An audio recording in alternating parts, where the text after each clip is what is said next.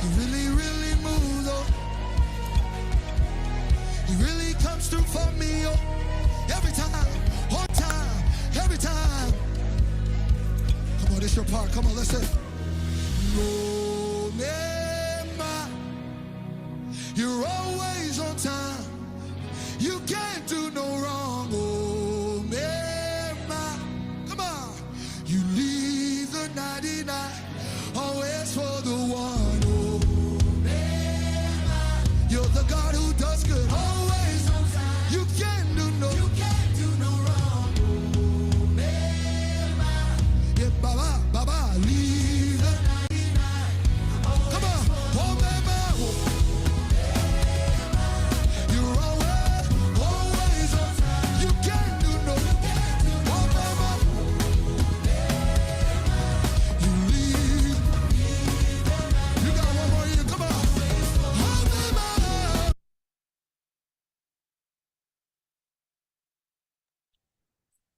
All right, good evening, everyone. I believe you are all doing well. Am I audible to anyone? Kindly unmute. Let me hear from you. Hello. Hi. Hello. Hello. Okay, thank you for the responses, and I can feel the energy that we are all having a high energy for this anticipated webinar. All right, so we will take some few minutes to conduct this exercise. Yes, you know a friend who is also interested about this topic. He's much passionate about AI and learning to better his or her field. Kindly forward the link to the person to join. Don't benefit from this webinar alone. Tell a friend, join, help a friend to also benefit as well. Yes, so you can actually send the link to a friend and invite him or her to also take part in today's webinar. Yes, so I go by the name William Sprempe, and I'll be the MC for tonight. And we are going to have a wonderful time having our panelists and our moderators moderate this session very, very well. Yes, so it's nice meeting you all once again to Negos Hub monthly webinar, and this time we are also diverting into harnessing the power of AI. Yes, preparing young minds for a digital future. Okay, so within, let's say, in a space of 2 minutes, can we all share one or two expectations that we are having on board? You can unmute and speak. This doesn't follow any other. Yes, it doesn't follow any special order. So you can unmute and share one or two expectations. You can also write in the chat box and it will be read out as well.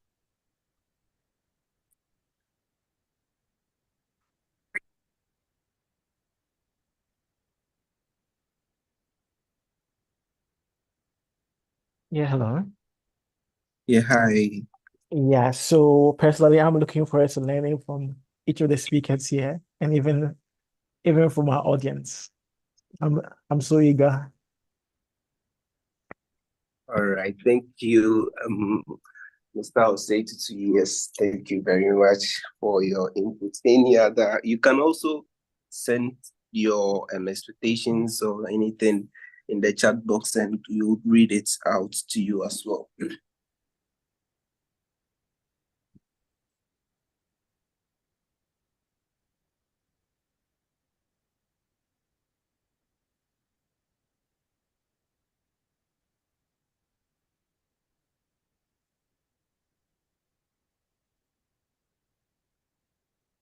Okay, in the absence of no other expectations and comments, we would actually head on to our program. So on our list, we have, on the program outline, we have our opening prayer, which is going to be taken by myself, William Sprempe. So can we all have a word of prayer? Okay, so I pray. Heavenly Father, we thank you for the opportunity given to us. We are here as young people to harness the power of AI. We are growing into a future that digitalization is becoming part of us. So we pray that you help us from our moderation to our panel discussion, the question and answers, and everything that is actually going to happen here. We pray that you grant us the strength, our moderator, our panelists, you give them the access knowledge to impart in us so that we can also harness them and help our community to grow. We thank you for the opportunity given to us, and we thank you for the time that you've given to us. Help us and bless us in Jesus Christ's mighty name we pray. Amen. Amen.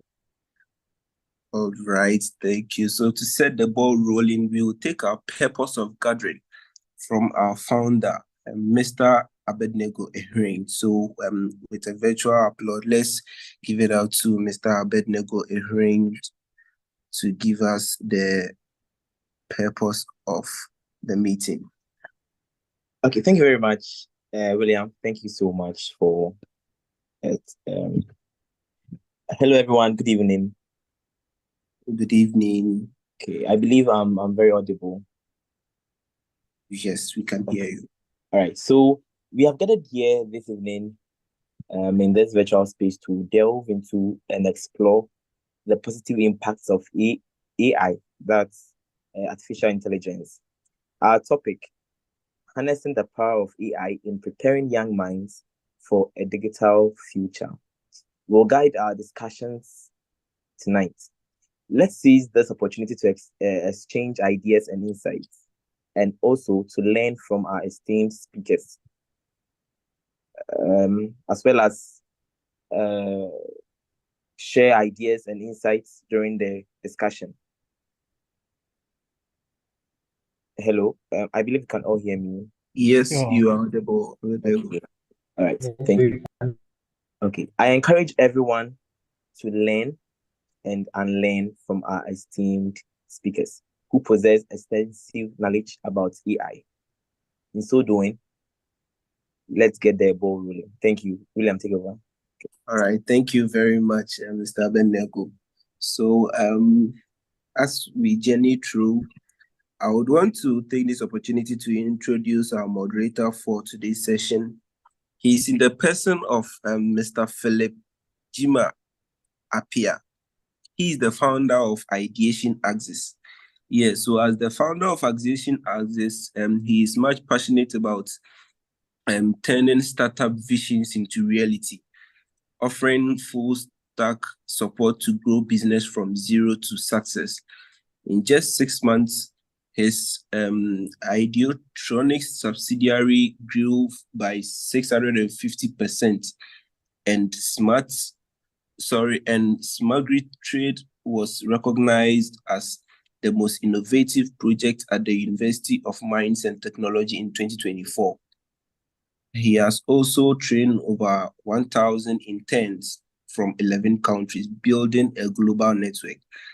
With a virtual applause, let's all welcome our moderator, Mr. Philip Jima Appiah. Mr. Philip, kindly take over. Hi, good evening. Good evening. Good evening. So thank you all so much, and it's an honor to be here with you. I want to officially welcome you all to our AI session today. As he said, my name is Philip Jima Appiah. You can call me Philip, and I'm excited to explore the fast-growing world of artificial intelligence with all of you.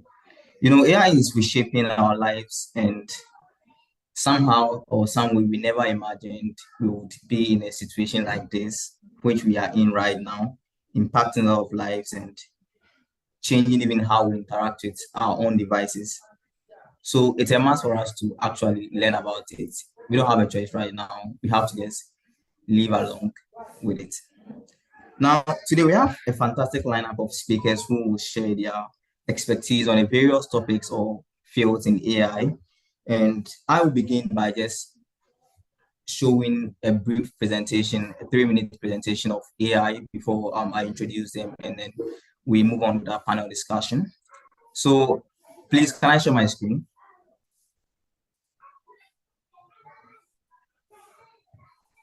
Oh, yes, you can. So our technical team will help you with that. Yes. Okay.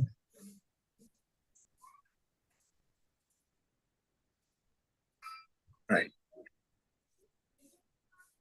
Okay, so Mr. Philip, there you go. So please hold on, let me turn off my phone so that I wouldn't be getting calls. 10 people after they calling me. Just a minute.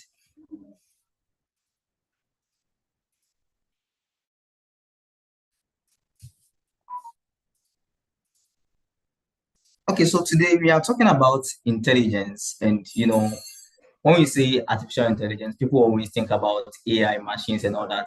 They don't really channel their focus also on humans and the various types of intelligence we have.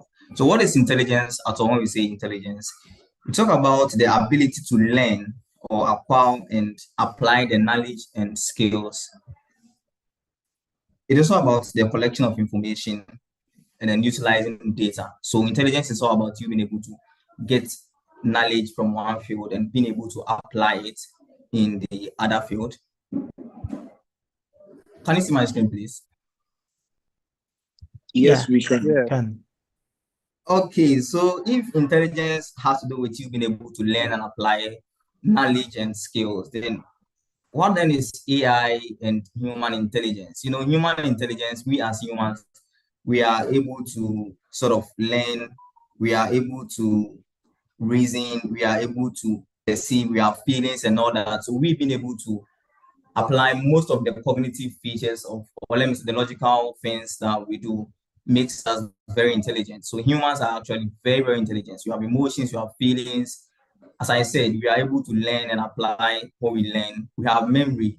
When we teach you today what is a noun, most of us learned that back then in primary 3, and we still remember that. So it makes us intelligent. Now we are in the era of AI, and whether we like it or not, we have to embrace that. So what is an AI, or what is AI? When we say AI, it talks about we simulating or we training machines or systems to simulate the human intelligence. So it's about making machines smarter and smarter every day. When we talk about the AI timeline, it has to do with the history of AI. Back then in 1950, when Alan Turing, even if you don't know any knowledge in systems or AI, but then you did psychology, you might have met that man.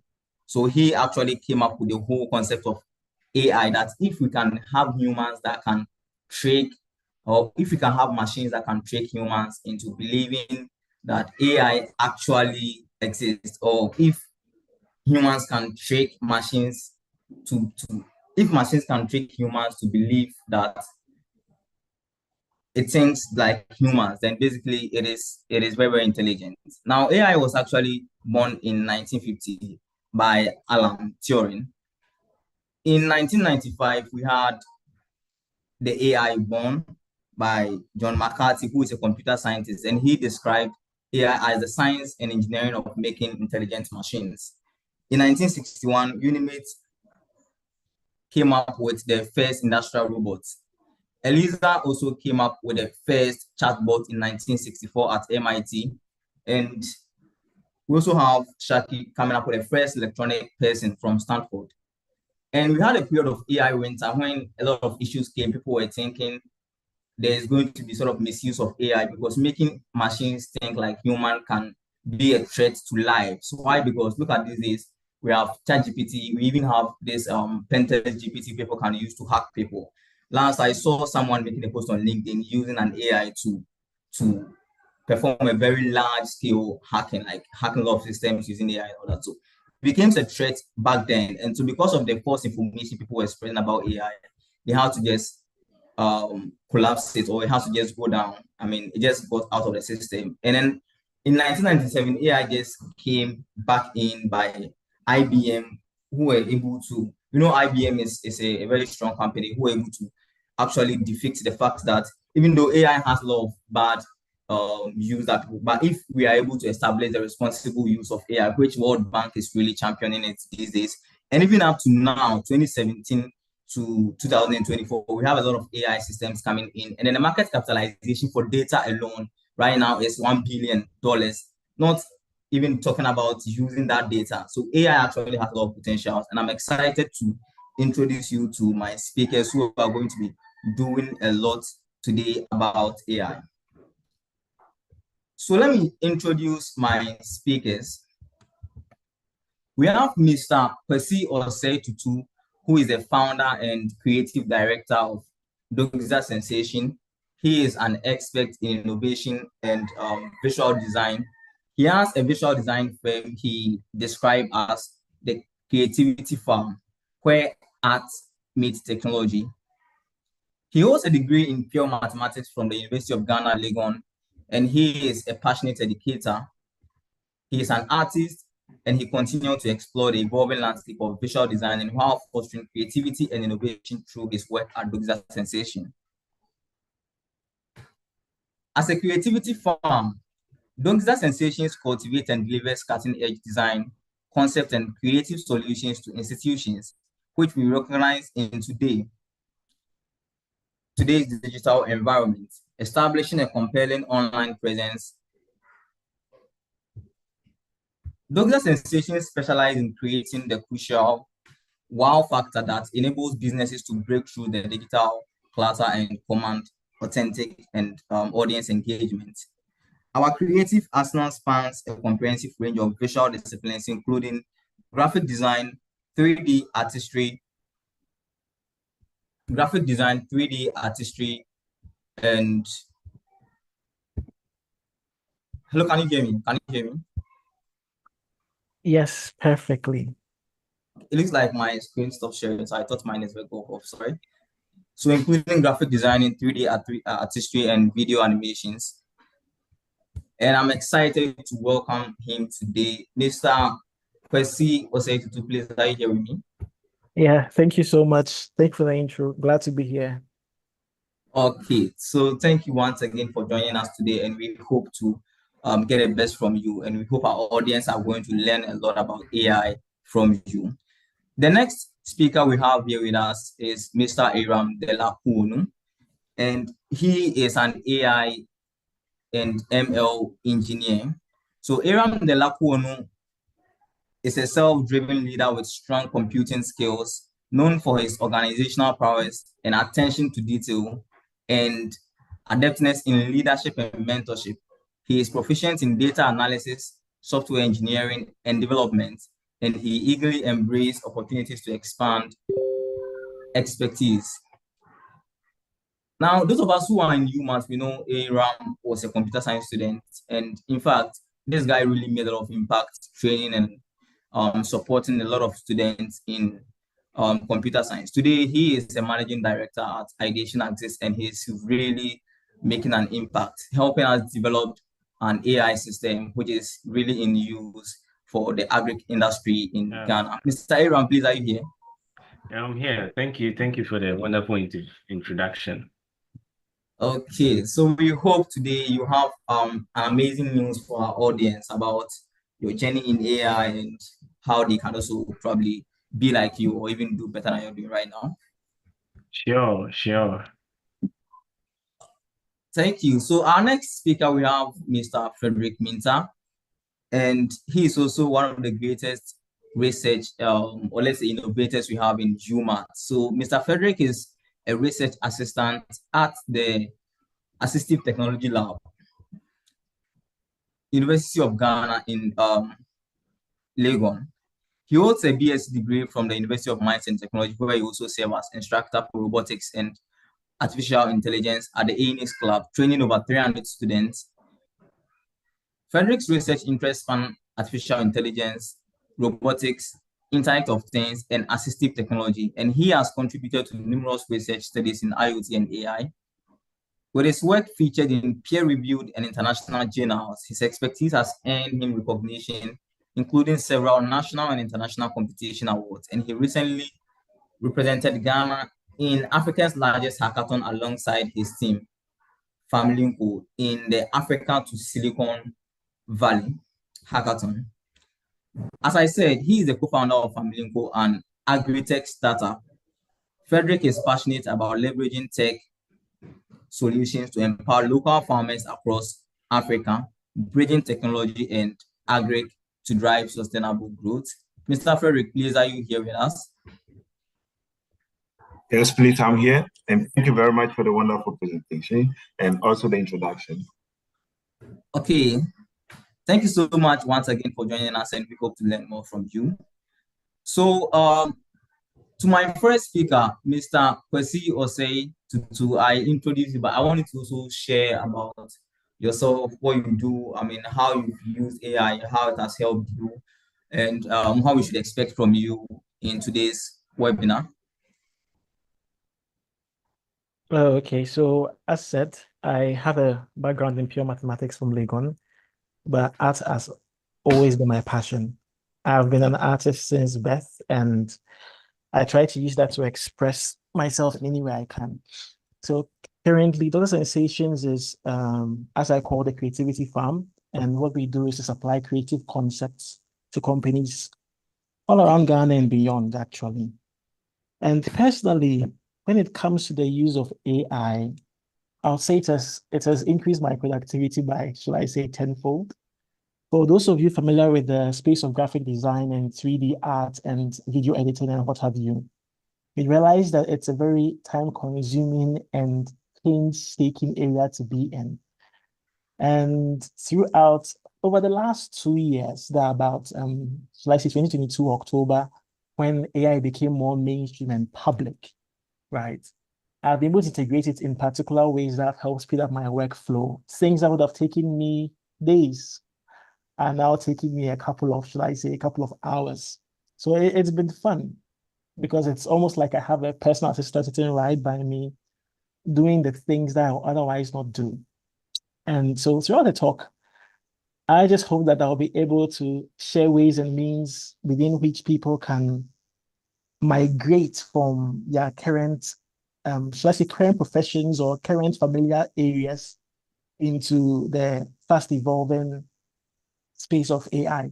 And that's my passion because I actually have no formal training in the field that I'm in now, the company that I currently run. My background was pure mathematics. And people have always asked me also, what's the connection? I told them, oh, no. I've actually been in design since.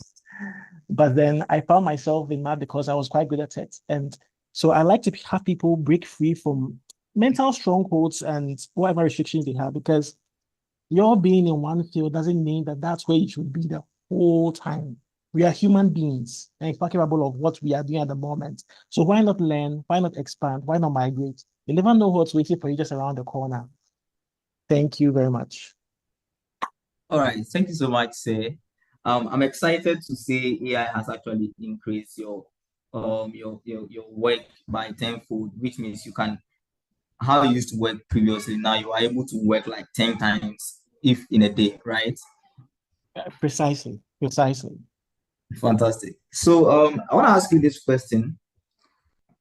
You being in an art field and I mean using AI, what are some of the skills you think it is really important for people from different fields trying to come into AI? Like you being in the art field, not being in the computer science, because from your background you did mathematics, and now you are also seeing yourself in the AI world.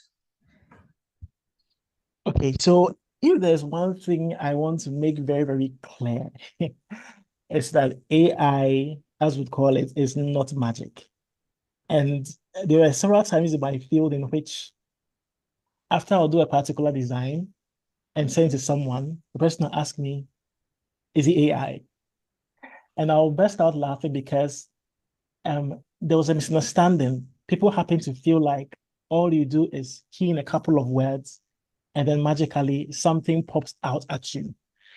Sorry to disappoint, but if you're coming to a field like mine at the moment, you would realize that there are basics that you need to know in the design field. And some of the most basic of them are graphic design software like Photoshop, 3D software, a free one like Blender, video editing software, for instance. And I would say a proper understanding of the English language.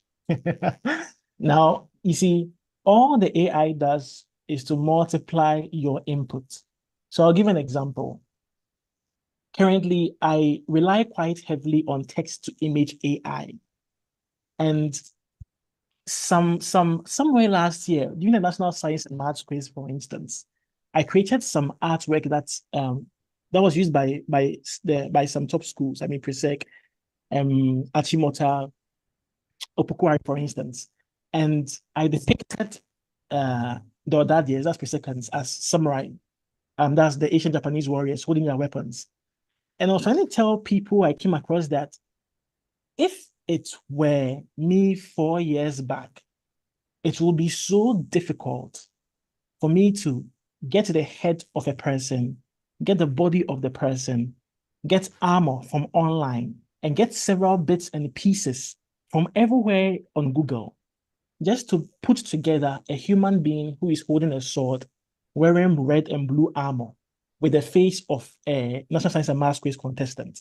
That will take a lot of time, a lot of time. But here I was with particular text-to-image tools. I could just type a statement, describe what I want, of course, with quality English descriptions.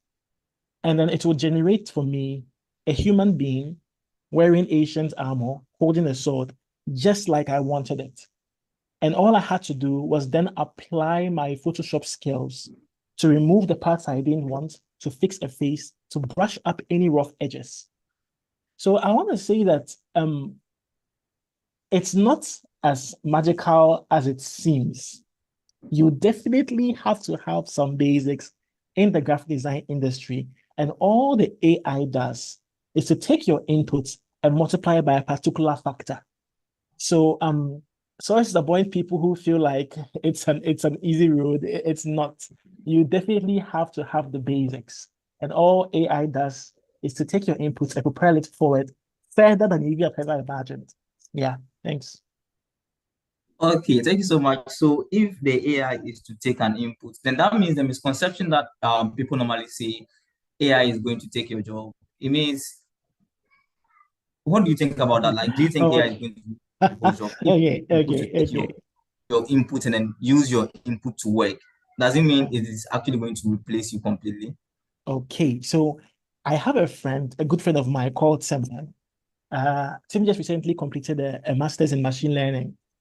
And he gave me this fascinating quote that he told me he had just about 2 days ago. And Tim said this: AI will not replace your jobs. Rather, people using AI will replace your job. I'll repeat that. I'll say AI will not replace you. Rather, people using AI will replace you.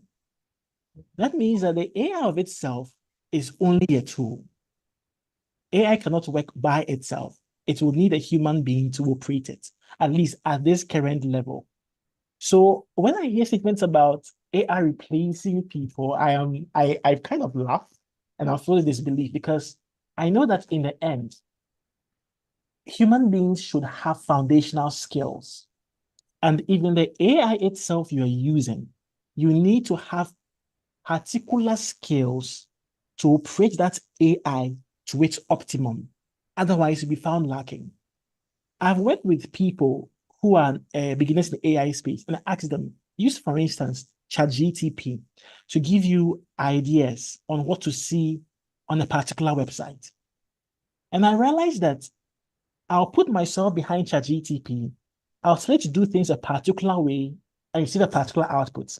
And this beginner sits behind ChatGPT and then churns out stuff that we basically cannot use. And then you realize that it is true, what is said, that garbage in, garbage out. Even the AI requires you to study it to give a particular output. So I keep on telling people that do not get left behind. If you go to the banks right now, there used to be multiple tellers operating the stands, and then there'll be long queues. Now, with the average branches you see around, you see empty stalls. Tellers aren't 7, 8, 9, 10 like you used to see. They're about 3 or 4, reducing, because now there are apps on your phones you can send money to the bank to. You can withdraw from ATMs, withdraw more money. I mean, things change, things adapt. So if you don't find a way to upgrade yourself, you'll be left behind. It's basically adapt or die, and that's how the world has been ever since. You go back to history, it has been that way from day one. You either adapt or you get left behind. So this is actually nothing new. Okay, thank you so much. So my audience here, if you are thinking of AI replacing your job. As you said, it is actually not true. You need to align yourself with AI so that you will rather replace it, because AI cannot work without you. They built AI on top of human intelligence. So if you know how to use it, obviously you will rather replace jobs. So don't really worry about that if you are learning AI. On this note, Mr. Aram, are you here with me? Hi, Yeah, I'm Aram. here. Hello. Yeah, I'm here. Yeah, thank you. So I want to ask you this question. How can someone without a technical knowledge, since you are an AI engineer, you do AI full time, how do me that I don't have any background in computer science, like just move from my industry and venture into AI? Do you think there's a specific roadmap or things I need to know to be able to transition to come into AI? Yeah, of course, yes. You know, AI is more applicative. But can you hear me? Can I Yeah, be we can. heard? Good. So AI is more applicative, you know. You can come from diverse industries, but what you need to really think about is how am I going to add AI to whatever I'm doing or the industry that I see myself? How am I going to add AI? How is AI going to help me? Taking an example, I offered geographical science back in college. That was Bishop Berman College. Okay. So I later on went to do computer science and engineering. But I realized that there is a field in AI called computer vision that I can easily map lands, know that, okay, this color means that there is moisture, this color means that there is mild moisture, and this one means that there is low moisture. Already I have the geographical knowledge. So if I look at the map, if I look at the processed image of whatever farm that the AI is giving me, I can make meaningful outputs out of it. So what you need to do is study the area in which you find yourself. If it is fashion right now we have virtual try-ons. Before someone sews a dress, you can think of something like, okay, let's apply AI to that. When the person brings the cloth to you, you kind of take the picture of the cloth, take the picture of the person, then you put it in a virtual try-on. So the person actually sees how the dress styles look on him or her before he or she sews it. That's for the fashion industry. So AI is generic. It's open to any kind of industry. So wherever you're coming from, you just have to find out how best AI can help you in whatever you do. And there is something called prompt engineering. Prompts are just instructions that you give your AI. You know, you can go to GPT, I want you to help me solve this point. GPT, I have these pictures. What can you tell me about these pictures? GPT, this. All those instructions you give to them are prompts. And there are these short courses on prompt engineering. So you should just try and see which part of AI merges with whatever industry or whatever background you're coming from. Once you realize that, you can easily learn and understand because it correlates with wherever you are coming from. Yeah, that's what I can say about that. Sure. Thank you so much. So this means whatever industry you see yourself in, you just have to know that this is what I'm doing and this is what I need to use AI for. Once you find them out, then you look out for some of the tools you can use. So that is for those of us who are not in tech at all, like want to venture into AI or Yeah. want to use AI to do our work. Right. Thank you. Now I want us to know, for those of us who are into tech, like those of us with computer science or any tech-related course like IT, what is the roadmap? Because we want to be like the full AI engineers, just like you. What is the roadmap?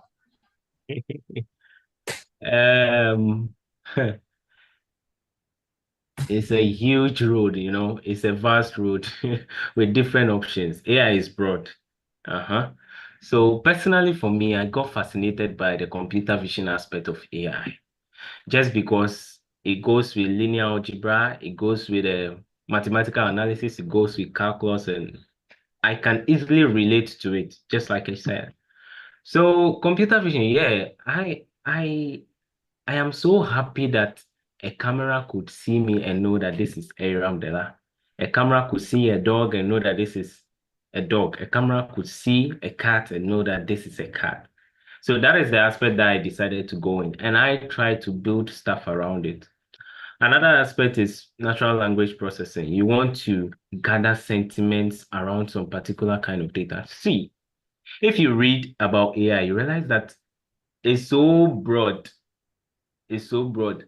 And sometimes if people say you are an AI or ML engineer, it's kind of like you are around all of it. No, but you kind of need a place to stay, else you'll be going around. Every 2 weeks, there's an advancement in AI. You get it. So I decided to go into computer vision because I know that maybe if I'm having a farm, I like agriculture, okay? So I want to know my crops' health. I want to know how tall my trees are. I want to monitor my animals in my farm. I want to know their temperature, to know whether they are hot. I want to know the right time to give them food and ration, those kind of stuff. So I decided to go to computer vision. We have other side of it. So as a beginner, let's say for computer guys, you need programming, okay? You need programming. Maybe you can use Python. Python is widely used when it comes to AI. You need some Python programming, then you need to get the traditional way of ML, that is supervised learning, unsupervised learning. Then you go to deep learning, neural network. You have to know the foundations. Sometimes, just yesterday, I had a bootcamp meeting, and when I was lecturing, I realized that I'm forgetting stuff. And I was asking myself, is it old age? So a friend suggested that, okay, after every 6 months of whatever he's doing in a year, he still goes back to read about traditional ML, because traditional ML are the basic of this ChatGPT and stuff that we know. So it's good that you read more. There are a lot of articles out there that you can read. See how people have created stuff and try to recreate from those stuff. Let those stuffs be your foundation. We have Gigs for Gigs. Gigs for Gigs is a site where you can go and take courses there.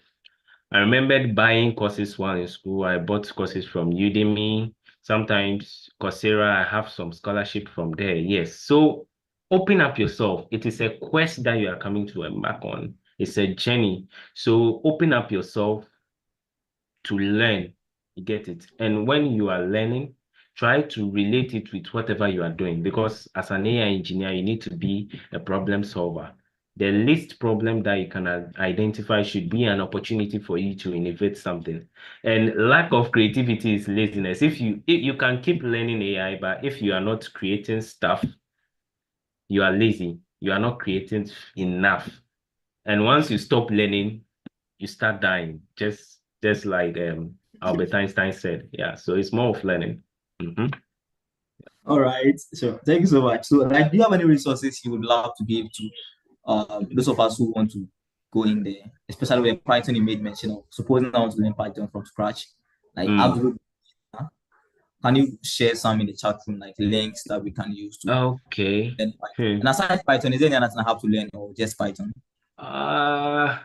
Well, if you really want to go crazy, then you can learn C++ and Java, because I don't like working on ML, then I'll leave hardware somewhere else. So it's good to merge. It's good to merge. There are cool projects that you can do. So just try everything, but do it in a way that whatever I'm doing should be like should come from a problem solving perspective. Once you have that mindset, you go far, you go smoothly, and you'll be like, you become innovative. Yeah. So for some books, I have a lot of books. Look, a lot of books that I read. We want the best ones, like ones that people can easily learn. Myself, I don't want stress. Like anyone can just learn. You get it? Okay. Easy, simple. You know one thing, if you learn only one book, you will die. You die in a way that yeah, you die in a way that there are other books that talk about different stuff. So so it depends on whatever they do. Even YouTube is good. YouTube is good. But sometimes if you watch YouTube video, the YouTube guy is not reading from documentation. So after going like several hours watching YouTube videos, and you come back to solve a problem, you realize that you have no idea of that. But when you go to the internet, you realize that they have documentation. So let's say you want to be building backend AI apps with Streamlit or Fast API. You can learn it on YouTube, but when you go to the documentation, you realize that there are some different stuff. And YouTube videos expire. They expire in a way that someone can do an ML video 2 years back. But when 2 years back, but the syntax and everything is different. So you read documentation. And there is this thing I wanted to share, one resources. So yes, this site, Free Code Camp, they have cool Python programming for beginners and machine learning data science stuff. You can go there and take their courses. It's really good. I remember taking Python course, that is 300 hours. Yeah, you can go there. I'll share the link in the comment section, the chat Okay, session. yeah, Okay. I was coming to ask Yeah. that. All right. So thank you so much, Mr. Yoram. Mr. Frederick, please, are you hearing me? Yes, please, I'm here. Okay, so I want us to know like some of the career paths that we can move into. Studying AI. Can you share some with us, like the career path that we can navigate? Okay, thank you very much. I think when Mr. Della was speaking here, I made mention of AI being a broad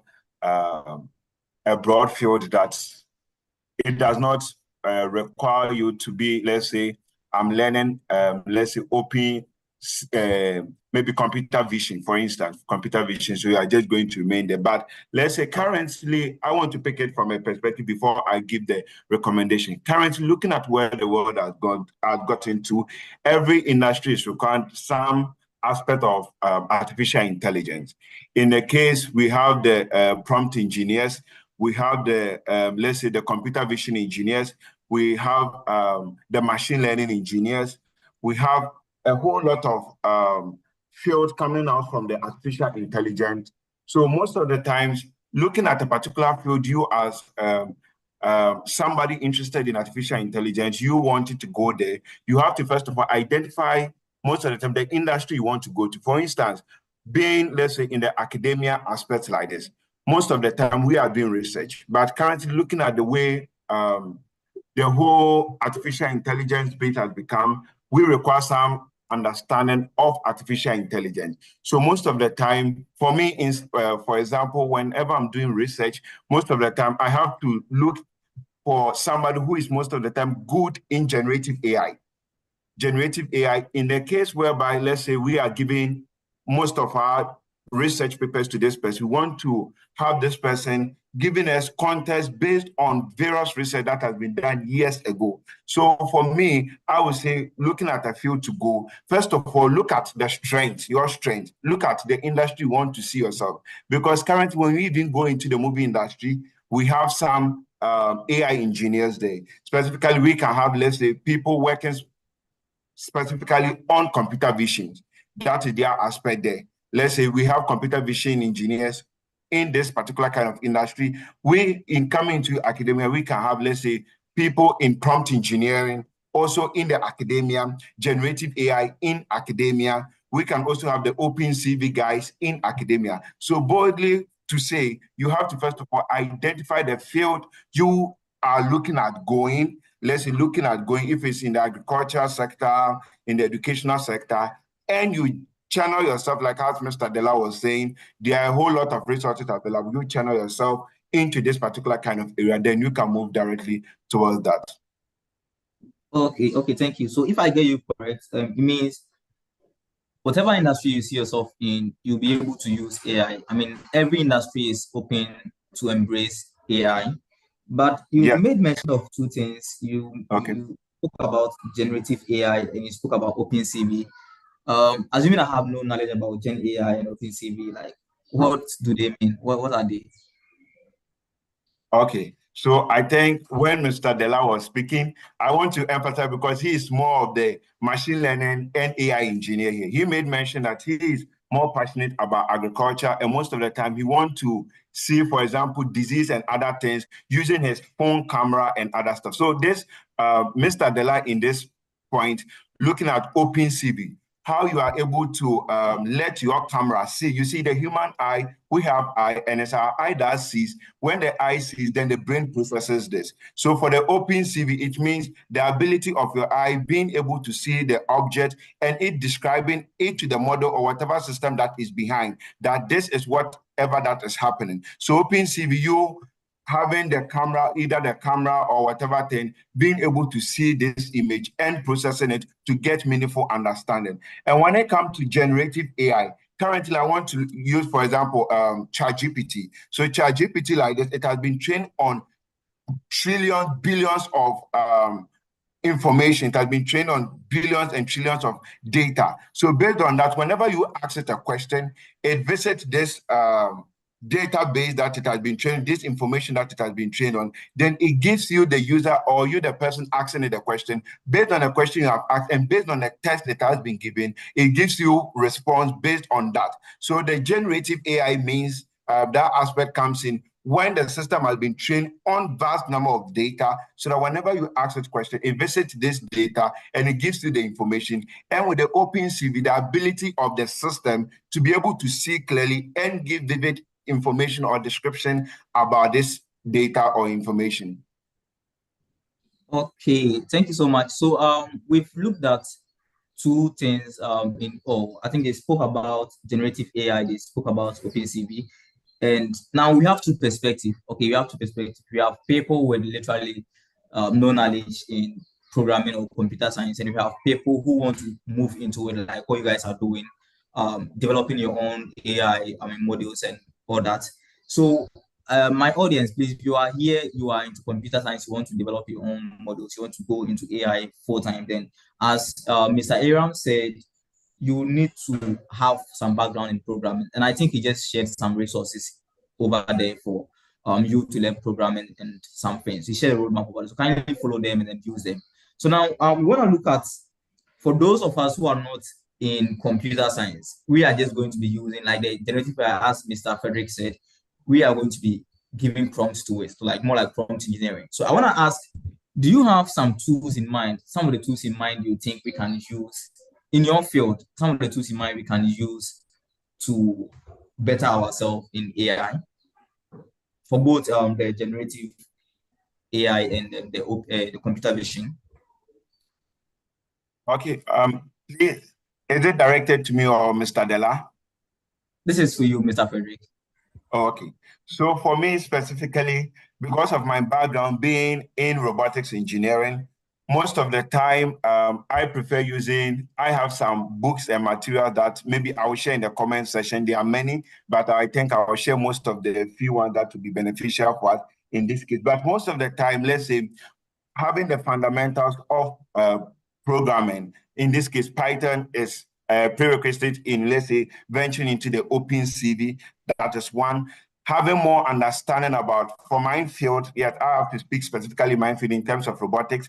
Yes, having some understanding about smart systems is also one key thing that you have to take into consideration, learning about most of the sensors and other things. Because currently, the reason why that I'm saying you have to get some understanding when it comes to smart system is we are looking at not only chatbot and other things based on the generative aspect, but we are looking at how we are going to make our systems and devices more smarter and for them to be able to think outside the box.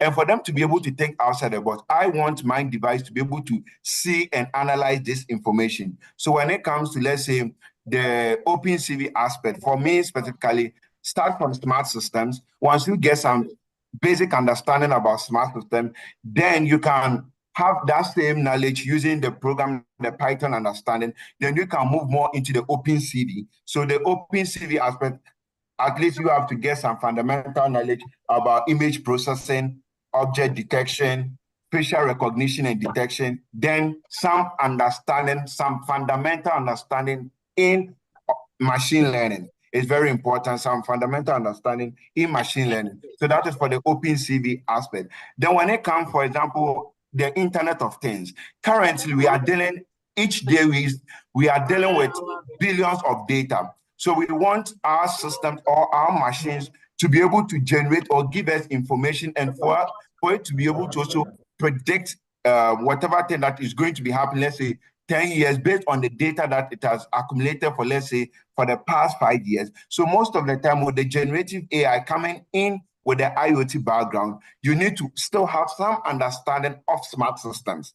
Smart system, in the case, let's say, get some understanding of controllers and sensors, how these sensors are going to be giving data to the controllers. And once it's giving those data to the controllers, we need a model that will be learning from the data that is receiving each day. And based on that, whenever I ask it a question, it will be able to generate meaningful understanding or insight on whatever information that has been fed with for the past 5 years. So basically, you have to get some understanding of machine learning, object detection, facial recognition for the OpenCV. Then you again have to get some understanding of basic controllers if you want to go more in terms of the IoT and how AI is affecting that industry. So I'll be sharing some of these materials in the comment section so that those who want to venture into this field can learn more from that. Okay, sure. So please do well to share in the chat room. So Sure. if you want to follow the part, as he said, he's sharing some resources in the chat room, so kindly check them up. Mr. Aram shared one, so please, if not seen, kindly check it. It's a free coding resources. You wouldn't get it anywhere. And then one thing I actually love is, mentorship is very good. Sometimes we learn things like you go here, you come, you don't know where you are going. So it is very good for you to be in such conversations. So he has been there before. So one, he give you the resource, he knows where he got it from, and then he knows how he can help you. So do your possible best to also use the resource. Thank you so much. So with the next set of questions, we're going to the AI in education sector. And Mr. Osei, please, are you hearing me? Very much available. Okay, thank you so much. So please, I want us to discuss how AI can personalize the learning experience for students with different needs. So basically, we as students, how can we use AI to support or better our learning experience? Okay. When I think it was Aram. When Aram was speaking, he made a statement that made me laugh. I think Aram, he said, if you read just one book, you die. Can you confirm that for me, please?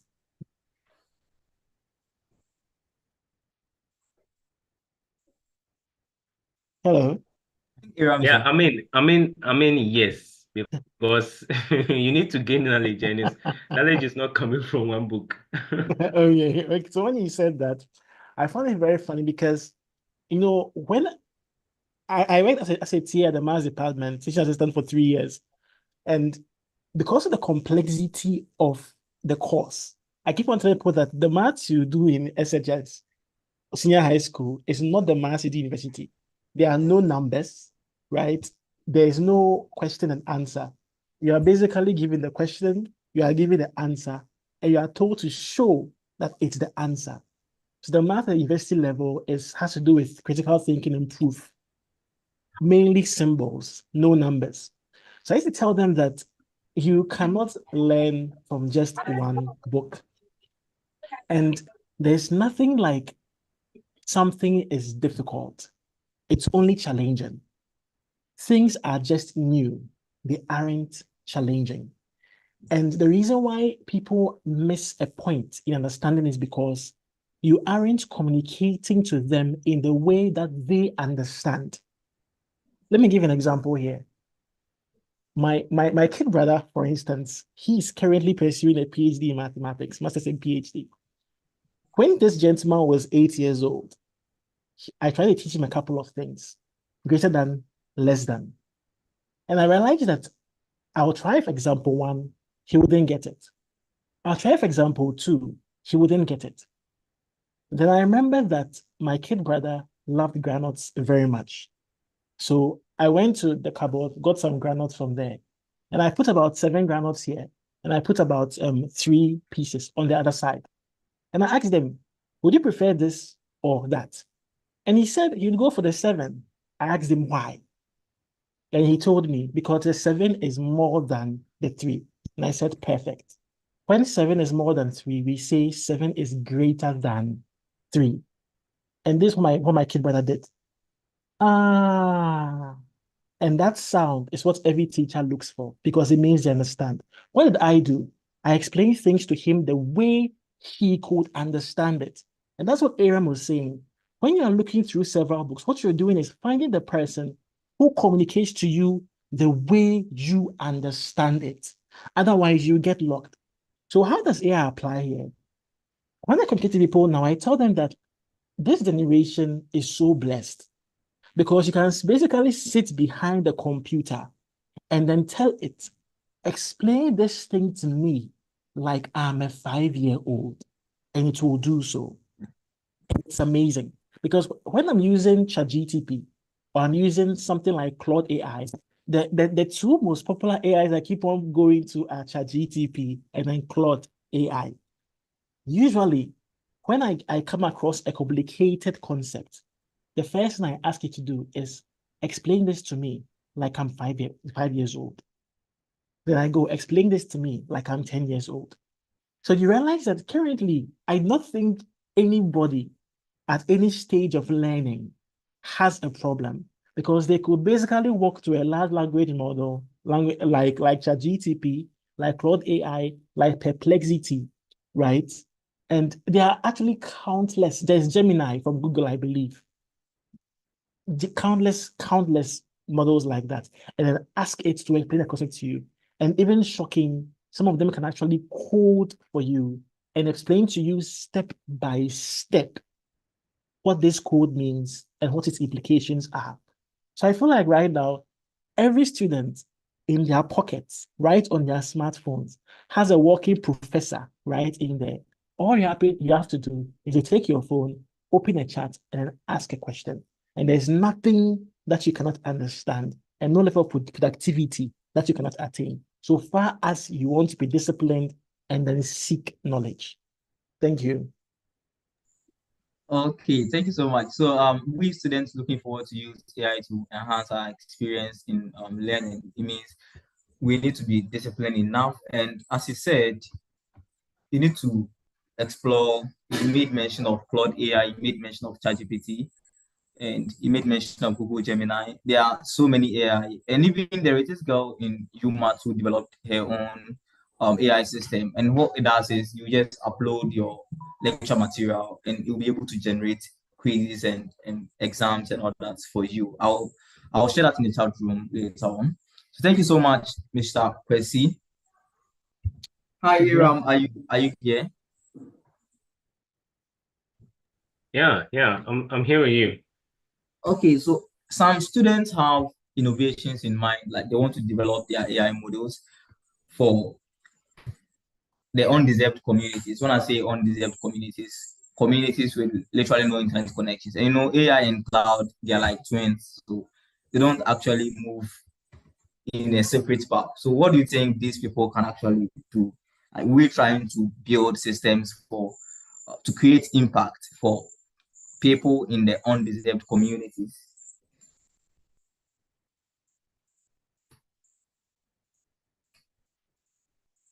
I think you're on mute.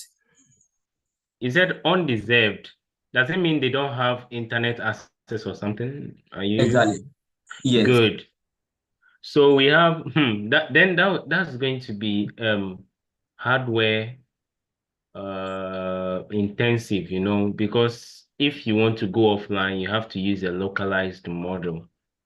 So we have localized models out there like Qwen, QWEN. It's a localized model, but it's not so higher than ChatGPT. Look, the very day I tried working on Qwen for one of our projects for some Switzerland firm, look, I had to sleep, wake up to watch the model just to answer what is bred, just because my GPU wasn't so strong and I wasn't in the office.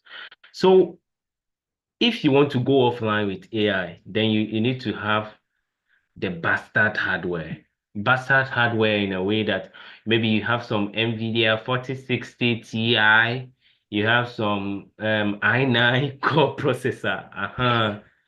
Well, our phones now, just like my phone that I have here, has it's like a computer, okay?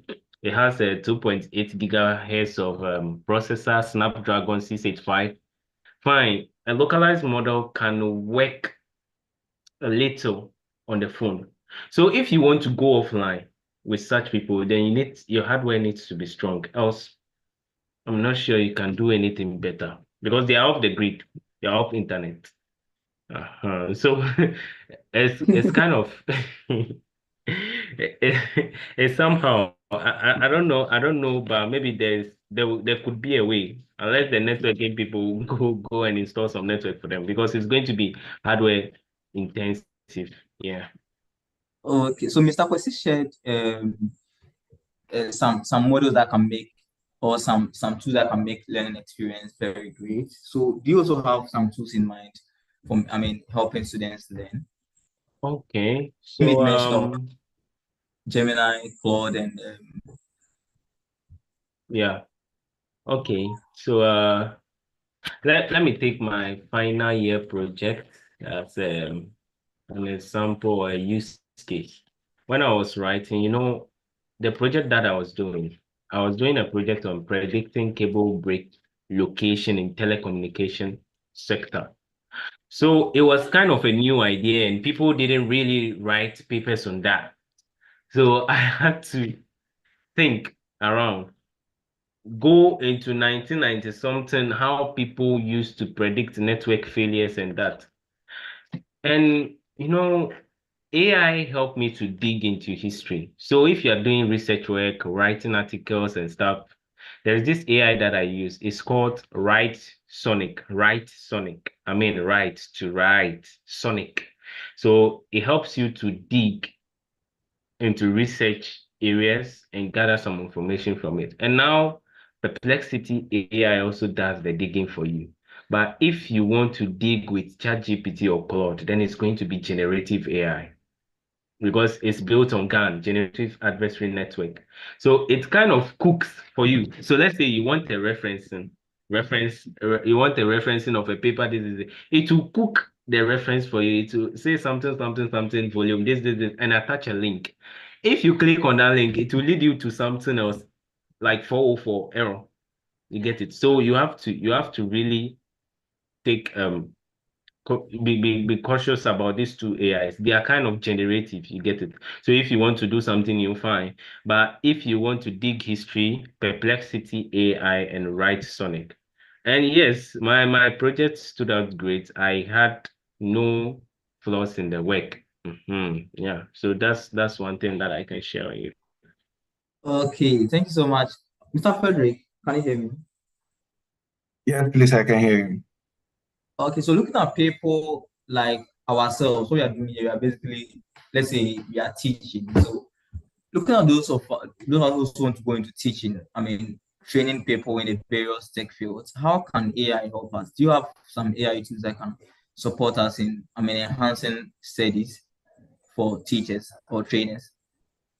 Yes, yes, please. I think there are some tools that are available out there that really help, especially trainers. Most of the time, you see, currently, it's very difficult to get the attention of students, especially when you are doing the training online. So most of the time, I prefer, before I even start training with them, to get their understanding, I start with Kahoot. So I set some basic questions, past questions of whatever that we have done previously. So I get some Kahoot, then I let them play in an interactive mode. Based on that, I'm able to get their marks, and they also enjoy. Not only that, most of the time I do give them YouTube videos. Go and watch these YouTube videos, 6 hours, 5 hours. But aside the YouTube video, I give them a link also from StudyFetch.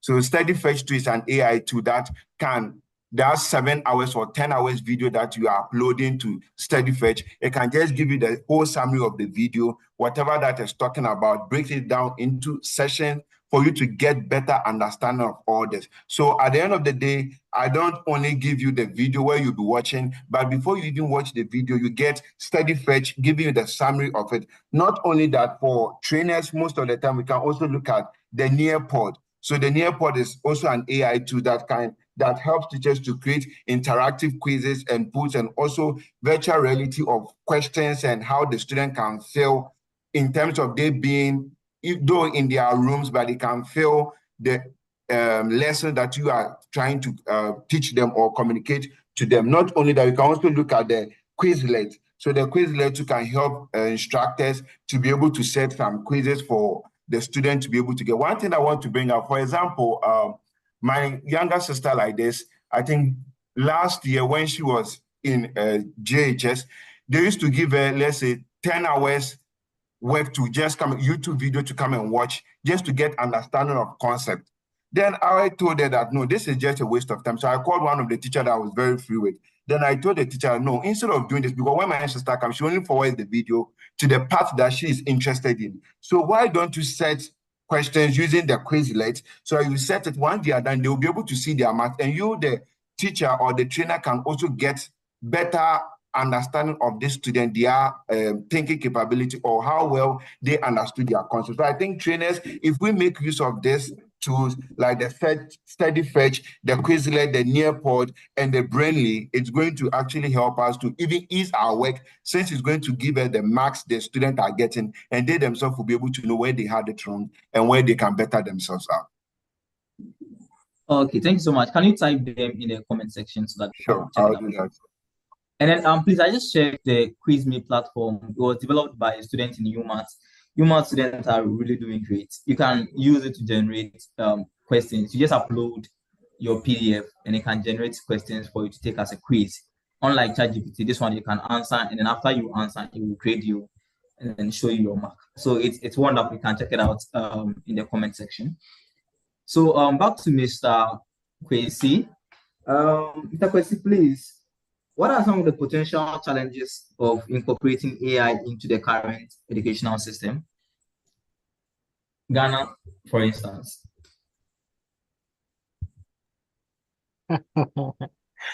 Okay, current challenges.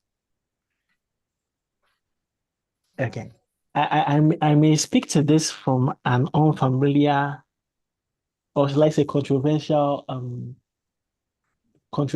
standpoint. Okay, so there's this mentality I have that I believe I'm entitled to, because I've observed it happen over and over and over again. I think education must be given to make people, especially students of whatever level, understand that AI is only a tool. It is not God. Now, I have personally heard of, is it last year's WASI, or so one of these examinations, where we had a severe case of students cheating, right? And you realize that the students, I've forgotten the particular scenario, but I think it had to do with ChatGPT.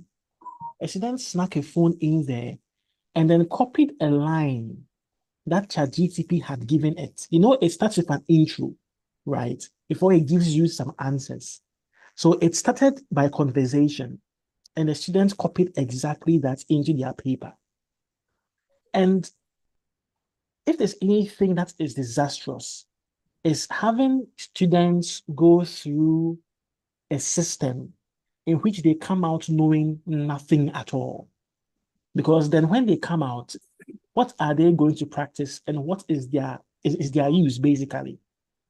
So I'm of the opinion that there need actually be some severe restrictions on AI, especially for students. And consequently, I'll say it like this. My dad ever told me about how during his time, they weren't allowed to use calculators, for example. And then he made me feel like I was advantaged because I'm allowed to use a calculator in school. I didn't particularly agree, even though I appreciate where he was coming from, because I can only imagine how it would have been to go to junior high school or their O levels. I'm not sure familiar with what it was, but O level, A level, all these things. You don't have a calculator, using just your head. That's admirable.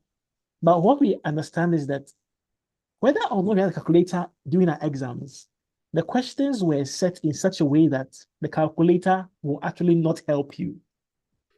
So you're using the calculator means that the grade of questions had also improved to match the advantage that you had.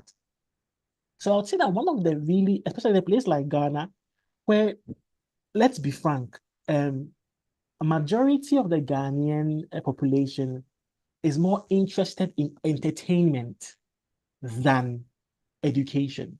Let's be very frank about that.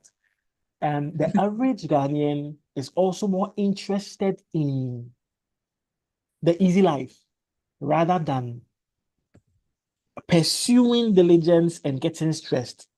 This is the reason why you realize that in our government corporations, people hardly do any work that causes a great output. So I would say that the only challenges I see in the education system is that using AI will mean that students are going to be far more independent and are not learning anything at all. And for that, I believe a solution will be that we would have to adapt systems and structures to make sure that whatever access they might have will end up not helping them and actually test their knowledge base in the same way that after we incorporated calculators and such tools in our senior high schools, we were able to structure questions and systems such that we can actually test the mental capacity and knowledge of students, whether they had a calculator or not. So that's what I can say. Okay, thank you so much. So I really love your input. You know, a lot of students are nowadays using AI. Myself, the lecturer will give you a quiz, online quiz. You use AI to score everything. If not everything, 90% of the quiz. So please, even though we have AI, I mean, we are living with AI right now, we should not use AI for things that we don't understand because it's not the best, as he said. Especially those of us in the tertiary institutions, like we use quizzes and all that. It's not really the best. So don't use AI unless you understand what you're doing. And Mr. Aram, this is the last set of questions, anyways. And afterwards, if you have any question for them, you can also raise up your hand and ask your question, or you can send it to the chat room and I'll read it to them. You can direct your question to any of them as well. So, Mr. Aram, since you are more into the development of AI, what are some of the privacy issues that are associated with it, and how can we address it? For instance, me using ChatGPT, don't you think OpenAI is collecting my data? Well, I remember there was this time I use ChatGPT a lot, and most of the things you search for, now when you open Google, Google will start giving you recommendations based on what you search on ChatGPT. So don't you think they are actually using my data for something else, or they are selling my data? Okay, then I think if you feel like there's a company that is feeding on your data, then there is an opportunity to sue them. But you know, I feel like yes, that happens, but I think we need to read their policies, their terms and agreements before using their products. Yes, that is what I feel. And okay, let me talk about how we build AI at 4FireHour. 4FireHour, because it's more of European based, we go by GDPR compliance of whatever model we are working with. So when we work with a model, we give you the compliance, the risks tied to that. And you know, if people ChatGPT is based on data. It learns for you. So they want to make it so personalized in your life so that it knows you more.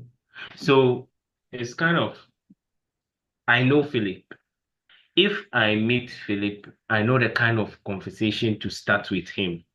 I will not just meet Philip and I'll be like, Philip, how is your wife? Is Philip married? Philip is not married. So it is time we read about their policies. If you read about their policies and they've stated that, okay, we need your data to know you personally and to better make our AI learn and know more about you, and you continue with it, fine. So you need to read about their policy. Maybe it's stated in their policy that this and this is going to happen. So I would say that after this meeting, we can go and read the privacy policy on ChatGPT. Maybe it has something to tell us about using our own data. You see, that's what we don't do. Terms and conditions. That is what we don't read as Africans and Ghanaians. If you read it, you realize that they've sought your permission already. They sought your permission, sorry, and that they are using your data to train the model to better know you. It is good that a model better knows you than a model that doesn't know anything about you. You get it? So I think it is stated in their policy. So we would have to read that. Yes. Sure. Thank you so much. The reason why I asked this question, I was doing a research about investment, specifically the type of funding for startups. I got into this portion, debt financing, and I was doing a lot of research about loans. Now, the next time you open your browser, Google will suggest Fido loans, this loans, and all that. It makes it so, I don't know. Yeah, so thank you so much. You need to read their terms and conditions, like you're saying, so you know that do you agree with what they are doing with your data? Because your data is very expensive. These days, data is the most expensive resource, and you can't afford to just let someone sell your data. It happened to Facebook. I think that was it 2015? One of those years, it happened to Facebook like that, where it came like this. They are selling people's data. So please read the privacy concerns so that you don't become a victim. So, Mr. Frederick, are you here? Can you hear me? Yeah, I can hear you. Yeah, so what are some of the ethical considerations? Assuming I want to also develop stuff like what you did, going to Silicon Valley and all that. What are some of the ethical considerations I should take when I am developing systems for the public? Hello, sorry. Philip. Yeah, can you hear me? Yeah, please, can you come again? They just gave light out at my place. Oh, sorry.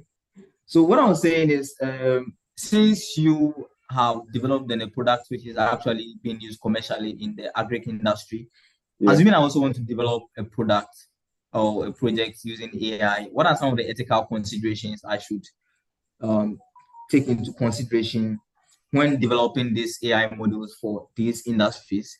Because dealing with these people, farmers, and even in healthcare and law as well, what do you think should be the ethical considerations I should consider being an AI developer for such sensitive industries?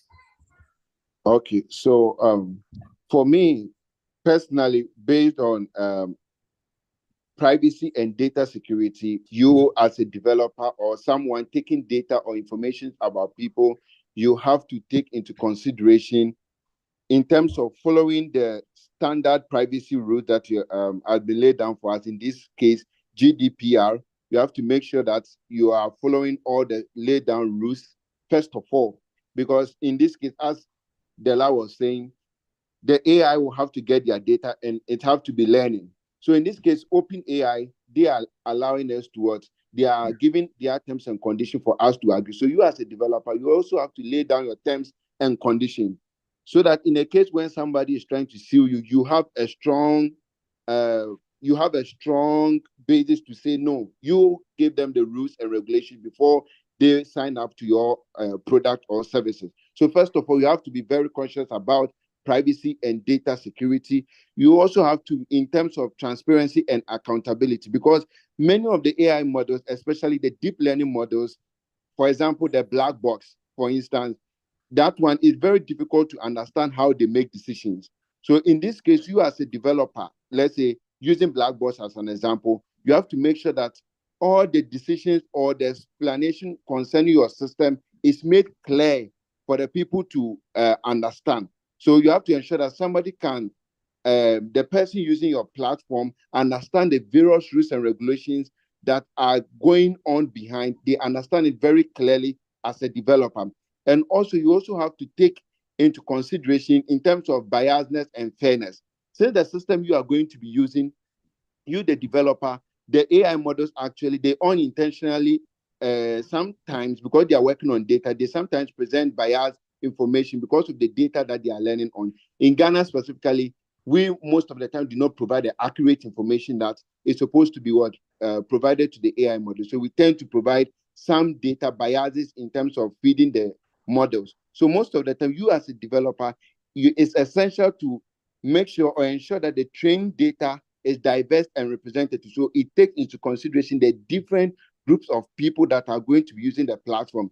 In this case, for example, let's say with our platform that we are currently still developing, in this case, we are looking at people who are literate and people who are not that, yes, let me not use illiterate, yes, but people who are not that well-versed in technology. So you have to make sure you consider all these two parties when designing the system. So at the end of the day, the two people or the people involved will clearly understand your policies. They will clearly understand the services your platform is rendering for them. They will clearly understand the data that they are feeding to the platform, how you are using them, how you are securing their information. So at the end of the day, it doesn't get into the wrong hand. I don't know whether you clearly understand the point I'm speaking from. Yes, I really get a point. Can you hear me, please? Can you hear me? Hello? Yes, can you hear me? Yes. Yes, I think I can hear you. Okay, so I get it. Do you have anything to add?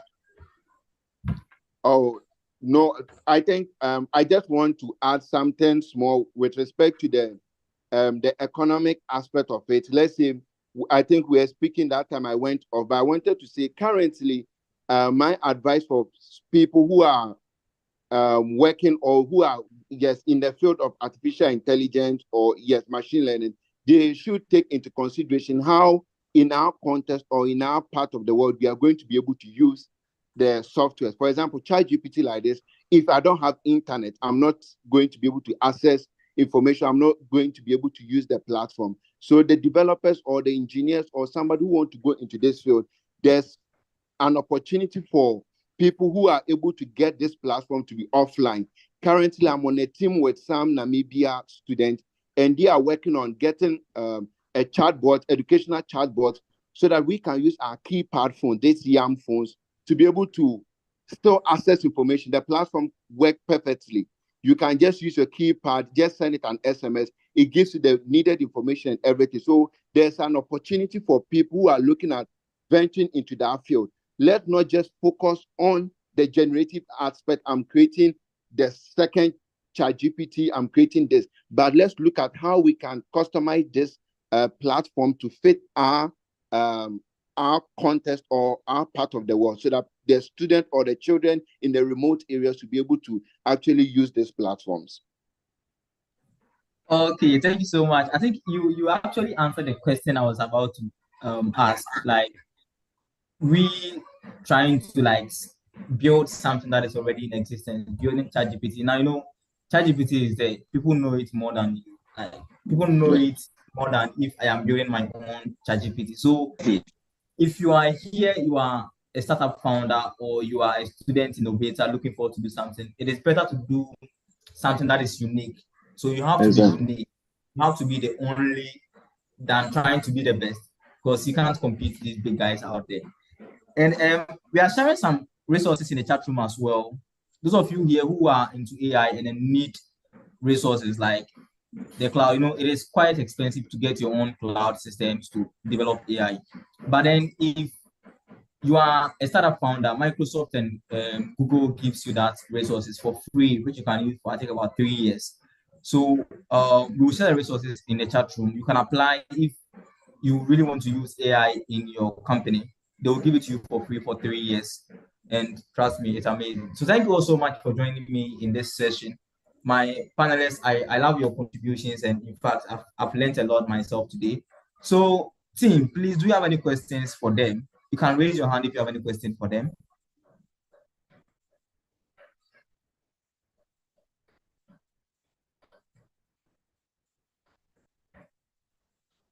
Do you have any questions for our panelists?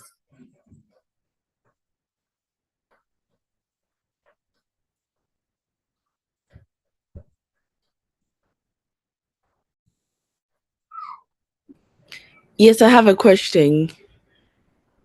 Yes, so please kindly introduce yourself, your name, what you do, and ask your question. Okay, thank you. I'm Sarah Kufubeko. I'm a health and safety coordinator.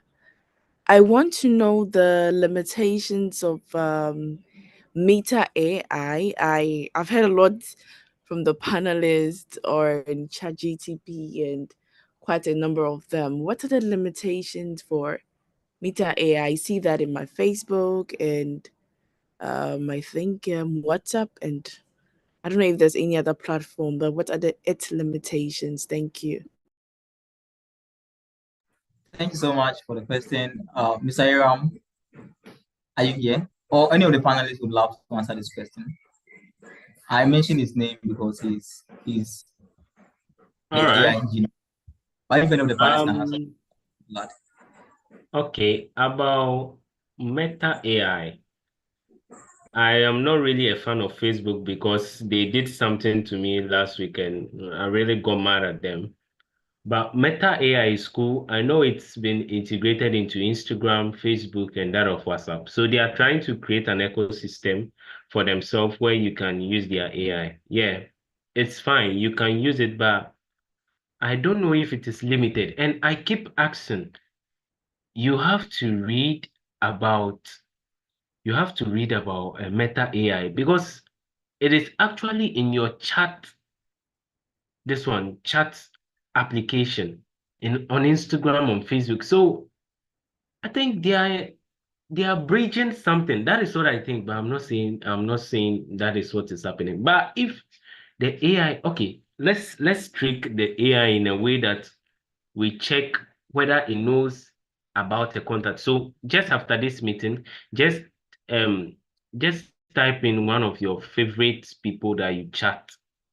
Then let's say it's Kojo. So you ask Meta AI, hello Kojo, hello Meta AI. What do you know about Kojo? Following our conversation, if it is able to give you an answer to that, then you should know that you are being spied on. Yeah. I don't think it's a safe thing to involve Meta and AI into our social media. It's really bad. Yeah. Okay, please, you have your answer.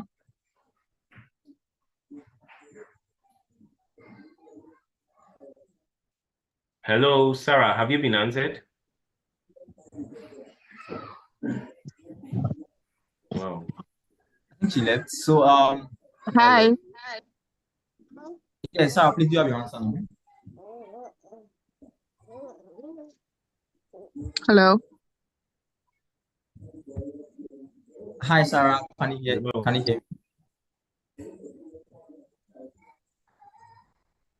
Okay, it looks like she's having a network issue, I'm sure. But someone is asking a question here, Iram. Lawrence is saying, how do you envision AI in about 10 years?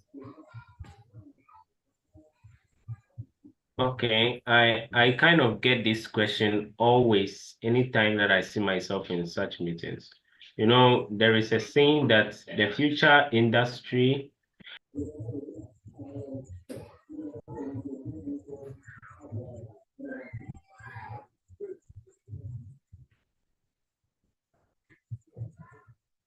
So I kind of listen to this. They are saying that the future industry is going to be a kind of industry where there will be a person and a dog. So the person is going to feed the dog, and the dog is going to prevent the person from touching the machines.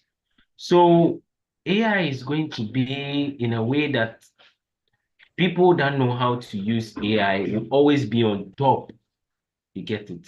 They will always be on top. And those that have no knowledge about the application of AI will become, let's say, slaves to the AI, will lose their jobs and things. So wherever area that you see yourself, you have to try and learn and apply AI. Yeah. So that's what I see. Okay. Cindy, please. Are you here, Cindy? Yes, I'm here. Yes, please. You can ask your question. Yeah, good point on how AI would help us, but I'm a recruiter, and one of the things that I encounter on a daily basis is, so I recruit in the US, but I've seen time and time again resumes that are not really, they wouldn't get a recruiter's attention, to be honest, because like these these resumes lack like the basic tenets of like a well structured resume. And I was speaking to another recruiter in Ghana, and I was like, people keep saying I need a job and I need a job. People will link you on, reach out on LinkedIn for connections. Of course, I can't really help because I'm not local. And I'm like, this is a real problem, right? And beginning to give that instructional, okay, do this and do this and do this to your resume, and it will make it more attractive. I wondered if there's like really on a local level, because to be honest, ChatGPT can do this, but is there a way that we can leverage ChatGPT on a local level to get like even graduates, like you're coming right out of school, there's a program that you can just feed some basic information and it generates a resume for you that really works. That's my question. Thank you so much, Cindy. So, my panelists, Mr. Frederick, are you here? Yes, please, I'm here. Yeah. Did you hear the question, please? Yes, I heard her. Okay. So, to address that, you see, most of the time, students, yes, I just completed, so I'll use myself as an example. Most of the time, we students in Ghana here, we don't spend time, especially on our CVs. We wait when the opportunity has come and we just upload the CV. But ChatGPT itself, most of the time, that's what I do. When I'm looking for internship or any job opportunity, I just copy the description of the job opportunity, just give it to ChatGPT. Then I prompt ChatGPT. This is what they are looking for. These are my skill set. I want you to channel my CV to the job description and make sure that it fits 90%, 99%. That's mostly how I prompted, 99% the job description. And based on that, ChatGPT gives me random suggestions. It gives me how I should structure some of the skill sets. Those ones that I know I'm not good in, I just drop those ones. But those ones that I know I'm good in, the skills that I know I'm good in, I pick those ones and I add. Once I'm done structuring the CV, I again upload it to ChatGPT. Then I tell ChatGPT, you are the recruiter in this case. How well does this CV fit the job opportunities give, the job offer here? Then ChatGPT will rate it. Oh, change this one again. Change this one. In this case, ChatGPT is now learning based on, you see, we are trying to prompt. ChatGPT does not have that ability to have that, to know more about that job description. So in this case, you are supposed to, you as a student, you need to be able to prompt ChatGPT clearly, let it know whatever that is required of you, and let your CV. Most of the time, we have to, for me, I spend almost whenever I'm applying for any job or anything, I spend not less than 3 hours on my CV, not the editing alone, but just structuring the whole format. So I believe we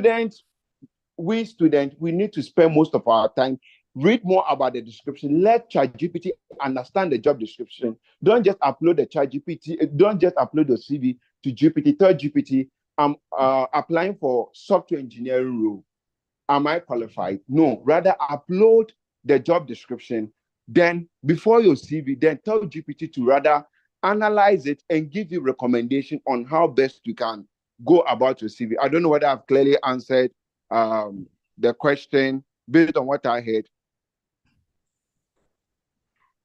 Hi, Cindy, are you here? Yes, I'm here. I was actually trying to text. Yes, this is a really good answer. All I'm saying, what I was really asking was, I understand the capabilities of ChatGPT, but as a recruiter, I use the old method of doing it myself. But it's a skill that I need, and it's a skill that everybody needs. So my question was, are there any things like that out there? Somebody like yourself teaching these skills and helping young people access the true capabilities of ChatGPT, even with regards to finding a job. I guess that was my main question, but it's good that there is a way to do it. I just want to know if there are resources out there, like the way you just explained it so well. Sorry, then I didn't hear that part. Yeah, so hopefully, Okay, I'm just wondering there are resources out there to help in this way. Yes, there are some tools and resources out there. I'll be dropping some of them in the comments section. I think I'm familiar with 4. Some of them are premium, especially those ones that are used most of the time in the software companies. Most of them are paid, but we also have some of the free ones that you as the person can also try. So I'll drop some of the free ones and the paid ones in the comment section so that you can just go about it and know how to. It's just simple to use. Most of the CVs coming, they are just being sent there. Then there's AI to just automatically cut based on the CV, look at those that are best fit for the job, then select those ones for the next phase of the recruitment. Sure. Thank you so much. So, I believe we are good now. And one thing I would love to clarify here is, ChatGPT is a generative AI. It learns every day, keep on learning based on the data we give it. If you've ever read their policies, you would know that the data you give it, they use your data to train ChatGPT so that it can be intelligent more and more. So day in and day out, it can give you better output. So if you go to ChatGPT and then you tell Chat to just design a CV for you without really having a very good prompt, I think you are really making a mistake. And it's a point for you to get the right tool. So Mr. Frederick will share the right tool you can use to craft a very nice CV, not just nice CV, but a CV that can really sell. Sure, thank you so much. Bernard, can you raise your hand? Sorry, can you ask your question, Bernard? Are you here? Yes, sir. Yeah, please go on. Okay, thank you. I want to ask some of us during the invasion of AI, even in our communities, we've seen some areas that can be innovated, as in can be made better. And having different background as an educational system, me personally, UMass trained me as an energy student, right? But notwithstanding, I made some effort to learn some IT stuffs.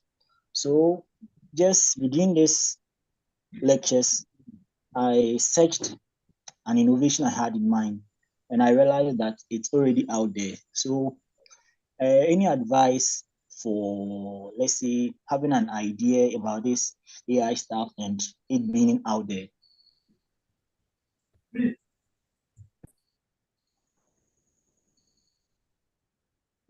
Hello. Yeah, personally, I would want you to ask the question again. It wasn't too clear to me. Hi. So can you hear me, please? I think I muted myself. Can you hear me, please? Yes, sir. So, Bernard, if I got you correct, you said validating your idea with AI. I mean, trying to make sure that your product is not out there, right? Yes, sir. Exactly. So my panelist is trying to ask if, let's say he's a startup founder, he's trying to validate his business idea and, asking ChatGPT. I remember myself, I asked ChatGPT to give me a unique business name. The first name he gave me, I went to the Registrar General Department and they told me this name is out there. So how can he find a unique name or validate the idea, make sure the idea doesn't exist or is not on the market?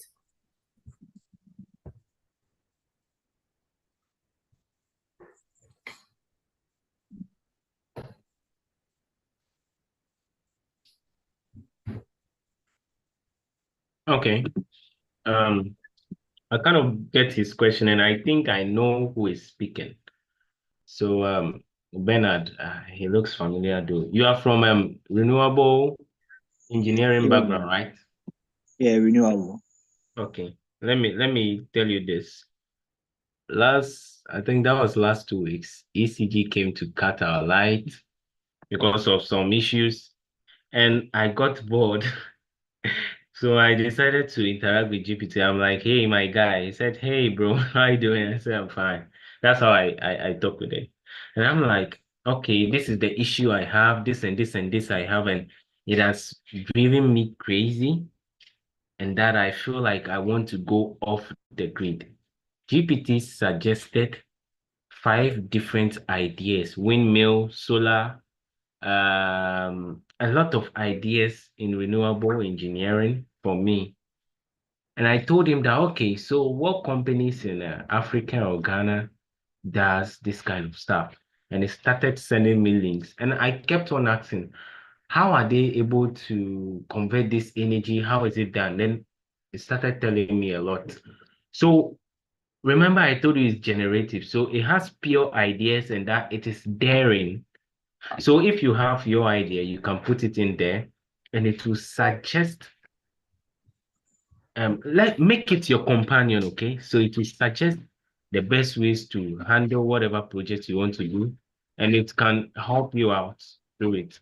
Renewable engineering is really vast, and I know this is one idea I can give you, and I know that maybe the next time we'll meet you implement it. Singapore generates their power using waste that they've incinerated, and you realize that the heat that is coming from the waste now becomes energy. So kind of thermal energy. You get it. So Zoom Lion keeps collecting waste, but they don't do anything with the waste. You can take the waste from them and get thermal energy out of it. That's an idea. You can talk to GPT about it and it will help you to craft it all. Yeah, that's from my side. Sure. Okay. Thank you, Aram. On that, I am also working together with Aram and the Ideation system. We are coming up with an AI that can help you do that. So keep an eye on our platform. Very soon you see it out there. You can use it. I mean, a unique one that can really help you validate your idea. Just keep waiting for it. It will come very soon. Don't worry.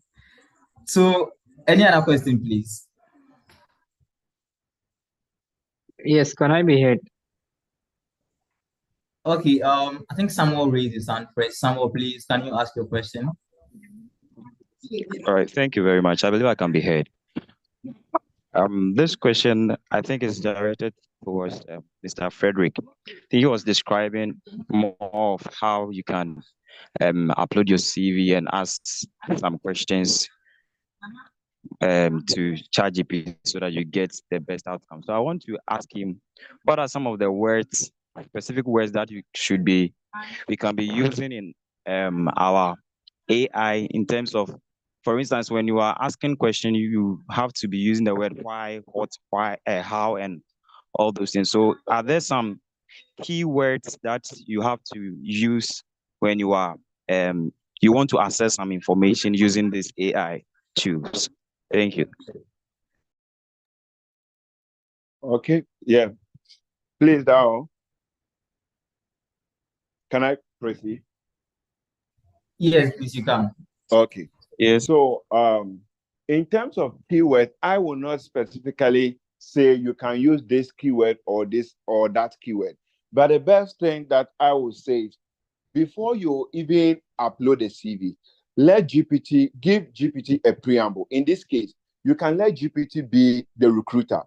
So you can tell GPT, in this case, you are a recruiter for this job, and these are the description.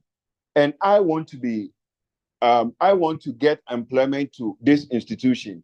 So you as a recruiter, this is my CV. Rate me on it. After rating me, give me recommendation on how best I can improve on this CV. So first of all, you have to let GPT know whatever thing that you are doing. So give it a preamble. In this case, you can let it be either the recruiter, or in this case, you can also tell it, you are in this case, you GPT, you are the one that you are applying for this job, and this is your CV. Based on you give it a criteria based on the description for the job. I am uploading this CV, so judge it as from different perspective. Judge from different perspective if I am qualified for the job or not. But as to the exact keyword, you might not, because it depends on how. If I give maybe a keyword, let's say prompt it this way, prompt it that way. In every case, there might be different scenarios. So the best is give it a preamble, let it know what it's about to do before you go about even giving it the command or uploading the CV. I don't know whether I got what I'm saying.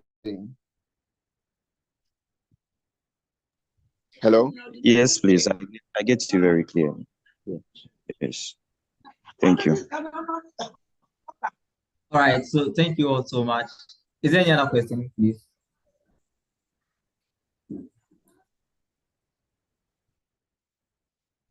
Dean Latin.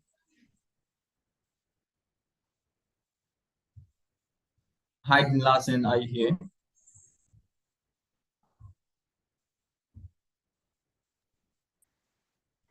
Yes, please, I'm Hello. here. So, thank you very much Okay, so for from this the last opportunity. we'll move on to So, so kindly prepare. Then we move on to Miracle Akins. Then we will end the Q&A section. So yes, the last one, go ahead. right. So, I have just a simple question. So, I am someone with a geological engineering background, and I have no idea of anything AI. But from this webinar, I guess I have gotten more interested with the AI world, and I really want to learn more. I, I just have to ask, what steps should I take? I mean, what is the way forward for me since I'm coming from no AI or no computer background? What do you guys think I do? Okay, so if you joined from the beginning, I think Mr. Kwesi answered that question. How do you come from a non-tech background into AI? Mr. Kwesi, please, are you here with us? Yes, I am. Yes, so that is his question. Can you please answer him once again? Okay, so for some reason I think this is a bit different. What I want him to be aware of, because after this I'm going to redirect it to the other two panelists to help. What I would want him to be very sure of is that, as all the panelists said, AI is very, very broad. And I've come to understand it in not just it, but then when it comes to the sciences, right? I come to understand that there's, like, for instance, the math, there's a pure and there's applied. I wanted to see AI as a vehicle. Okay. There are those who sit in a vehicle and get the thrill of racing and driving and just get excited because they are going about how many miles per hour. They just want to drive the car and to use it. And there are those who have the pleasure of going beneath the hood of the car, uprooting the whole vehicle, taking it apart, bringing it together again. An example is the other engineers who are working on the vehicles, the production line. So when someone says, I have an interest in I want the person to understand that there is the whole glamour of using the AI, right? Where as an artist, I would like to generate ideas with AI and create pictures with AI, create videos with AI, and use it in my workflow. And there are those are the other two panelists who are in the engine. They take the AI apart, they put it together, they build their own systems. And oftentimes, people have gotten disappointed because what they wanted to do was to drive the car, and they end up going into a more technical aspect, going into the field itself, going beneath the hood of the car. So I want to ask from the one who is asking the question, is given your interest, what exactly do you want to do? Because what you've asked is twofold, and depending on what you want, myself or the other panelists can help you.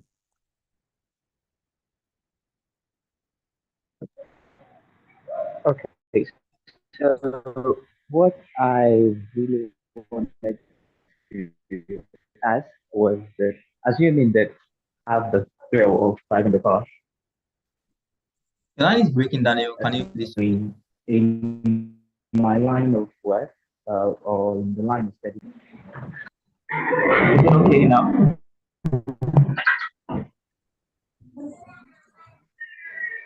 Hello? Daniel, please, Please, can I be heard? Yeah, I think it's okay now. Hello?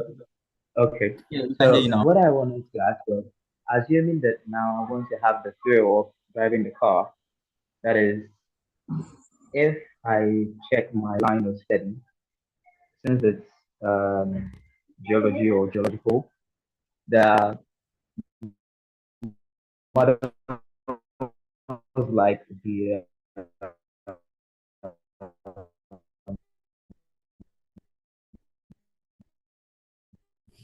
Please, we can't hear but you. I want to have the floor. Hello. Yeah, hello. Your line breaks majority of the time. But I think I heard him talk about he wants to have a feel of driving the car, which means you'd want to actually use and experience the AI product instead of being in the background to build one, if that's what I get. In that case, your field, for instance, I'm glad you've identified your field. You mentioned geology, which I probably know zero about. But what I'll say is that the first point of call is to do some research. Go to ChatGPT, go to Claude, go to Perplexity, and then ask it, what AI tools can I utilize in my field, geology, give some specifics, to 10 times my productivity, or to just help me deepen my passions, for instance, in my field. I'm sure it will understand you and then give you exactly what you need to know. That's about all I can say for now. I have tried it in my background, for instance. I'm a graphic designer, 3D artist, video artist. And at one point in time, I even told, I think that was ChatGPT. I told it I have a maths background, but I have a passion for art. Is there any way I can study particular software or tools that can help me merge these two fields? And it gave me some suggestions, including learning how to do some node-based programming and even game development and certain things. So I think that you have the knowledge at your fingertips. Once you're able to identify what your true passions are, in this case, your field of study is geology. I mean, open that chat, ask it about the tools that you can use to up your experience or up your productivity. I'm sure you will find all that you need. In case the other panelists have something to say, they can go ahead. Thank you.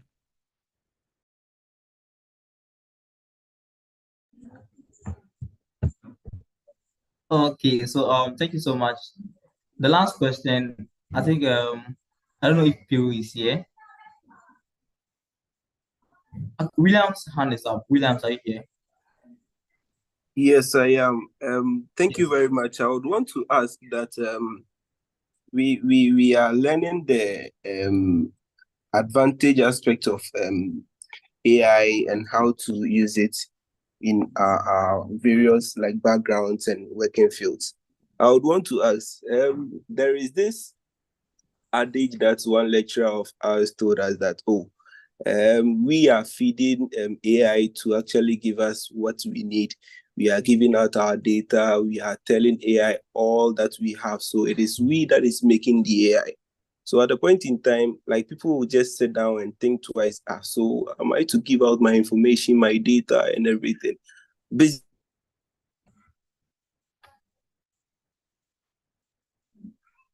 Basically and generally, like what is the disadvantage in using the AI? What I would want to ask. So he's asking about the advantages and disadvantages of using AI tools. Aram, can you help us?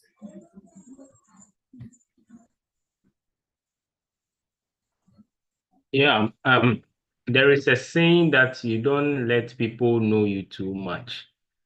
So all I'll say is that, yes, you are feeding your data to the AI, but be careful. It's all about the policy stuff that I spoke about. You have to read privacy policy to see what they are doing with your data.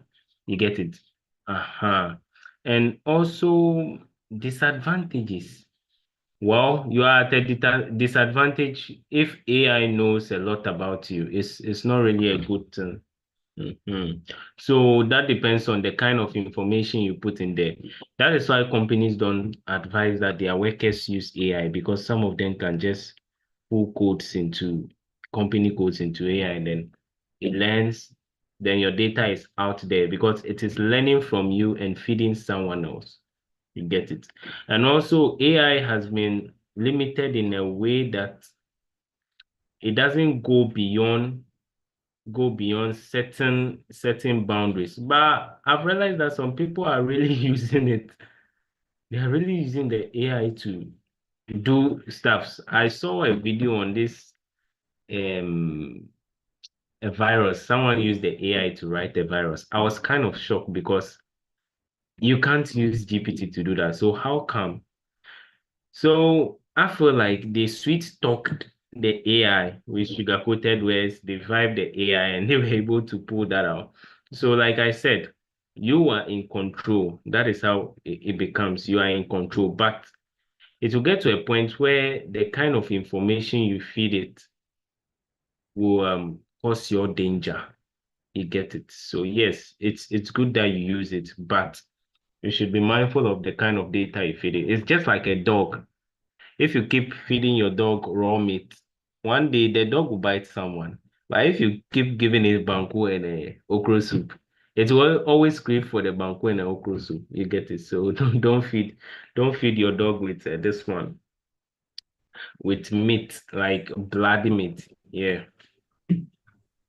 Okay, thank you so much. So don't just go around. Also, don't go around just using any AI tool without reading the policies. Because some of the companies are actually selling your data. Assuming going to tell a stranger your business idea, you are selling your business without knowing. I remember I went to this. I don't know if Mr. Isel is here. Mr. Isel is a business consultant. I went to him to validate my business idea, and I told him, "What if I take my business out and then like someone steal the idea?" And he was like, "There is nothing like people stealing your idea. You sell it out. If you don't say it, no one gets to know it." So if you don't read the policies, don't go and share some sensitive information because you don't know where they are taking your data to. Very important. So last question before we end. I think this guy wanted to ask a question, but his line got off. Piru, can you hear me? Yes, please. I can hear you. Yes, please kindly ask your question. Yes, please. My name is Piru Samson, mechanical engineering student at Kumasi Technical University. Please, I wanted to prompt our presenters here, the one that presented on prompt engineering. Yes, one mentioned about prompt engineering. So on that aspect, I don't know whether you have some resources to share with us. I actually have a key interest in that aspect because it appears anytime you don't know the right prompt to give to the AI, you end up not getting the right answers that you need. So upon doing my little searches, I got to even realize it's better most of the times if you want to give the AI the prompt, you can give your situation to the AI, ask it for a better prompt that you can use to prompt it. Then maybe to give you a prompt back, then you use it again.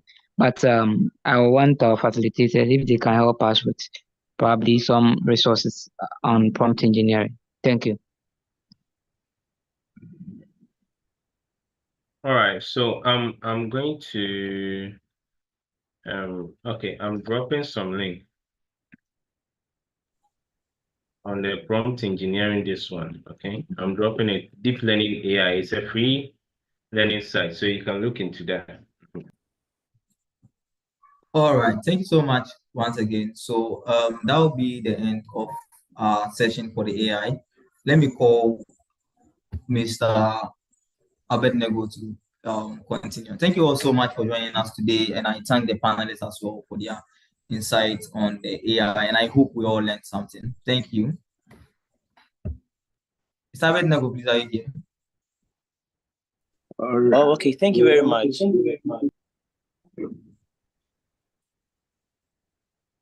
Okay, so thank you,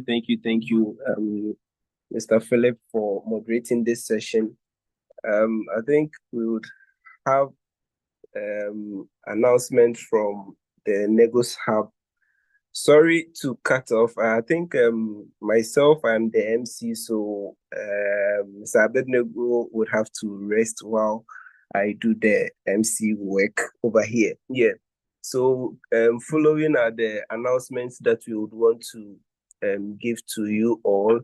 Negos Hub is having a skills training program. The NHub is organizing a skill training program, and the program is aimed to equip people with skills in graphic design, Excel, SolidWorks, and MATLAB. Yes, enrollment is still ongoing, and it will end on the 28th of this month. So you can still take advantage of learning these softwares. Yes, and myself, William Shrempe, I'm the Vice President for the NST program, and I'll send my contact details in the chat box. If you have any question or any inquiries, you can reach out to me. Yes, so we have our membership registration also ongoing. So if you want to be part of the Negos Hub, yes, there are a lot of freebies when you become a member of Negos Hub. So you can also join by using the website www.negoshub.com. So you can reach out to our site and you will become a member of us.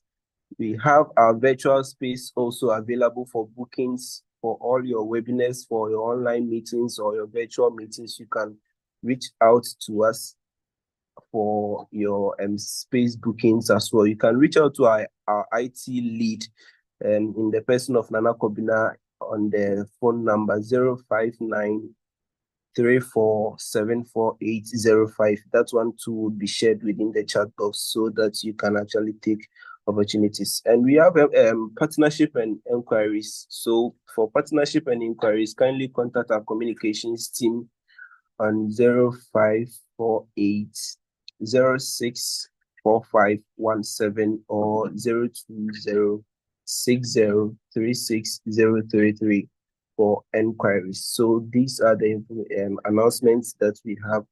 Thank you very much, and we move forward to have the vote of thanks from Miss Nanaya. Miss Nanaya, if you are here. Hi. Hello. Please, I'm sorry for this late question. Okay. Just not a question, but something of sort. Okay, so let's hear it. Please, my name is Gabriel from Aswansi Technical Institute, Computer Hardware Technology. Okay. And we are IT students who are now coming up, and we have a program, not really a program, but something called digital sourcing, where we try to connect with people in the IT field, who can teach us something. And my HOD is not here, but we just joined for him. On behalf of him, I want to ask if there is any opportunity of sort that when we're in school, we can get rid of a few people for you guys to join us online and talk to us like how we're having this meeting. Okay, so I think you would have to reach out to our communications team. You can take this number and call for any other information. So I mentioned the number again, 0548, which will be sent to the chat box as well. So our communications team can be reached on 0548 064517 or 020 6036 So you can reach out to our communications team and all your inquiries will be answered for you. Yes, so Miss Nanaya, if you can hear me, kindly give us the vote of thanks. Hello, everyone. Hello. Thank you all for being part of today's event, which was themed Harnessing the Power of AI, Preparing Young Minds for a Digital Future. My first thanks goes to the Almighty God for being with us throughout this session. And a big thank you to our panelists for sharing your knowledge and helping us see the exciting possibilities with AI. And also to our moderator, for leading the discussions so well and making today's session both engaging and informative. We are grateful to Negos Hub as well for organizing this event and giving us a chance to learn and grow. Thank you for joining today's program. Thank you. All right, thank you very much, Ms. Nanaya, for the closing remarks. So we would take our closing prayer from Mr. Samuel Owusu Boateng. So, Mr. Samuel, if you can hear us, kindly give us the closing prayer.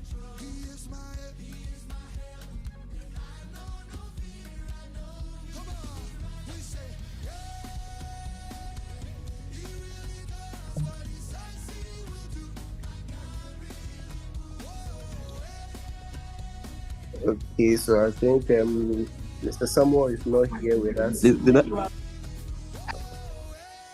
Okay, please, Mr. Edu Ej Emmanuel, kindly give us the closing prayer.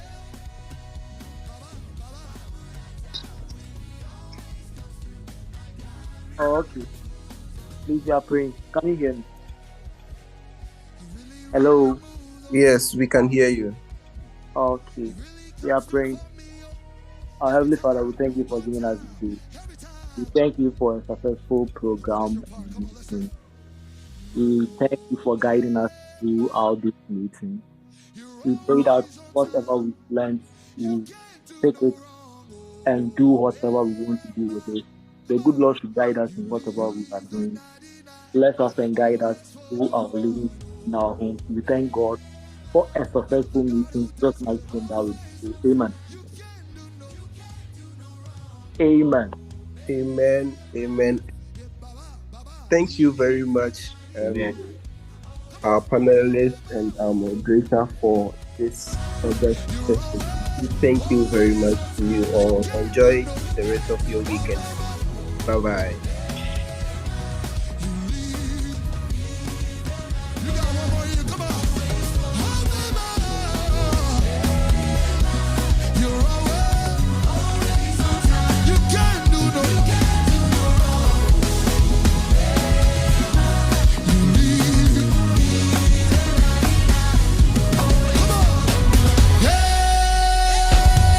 He really does what he says he will do. My God,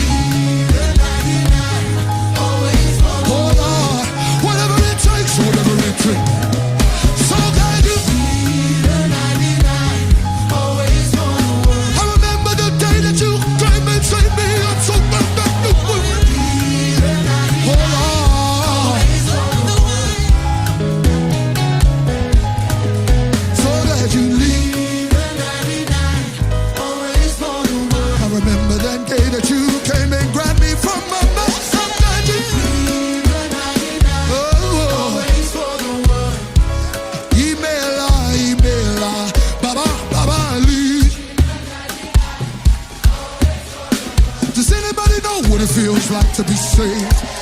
So glad you leave.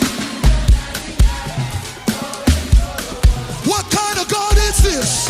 What kind of God is this? So glad you leave. What kind of God is this? What kind of God is this? So glad you leave.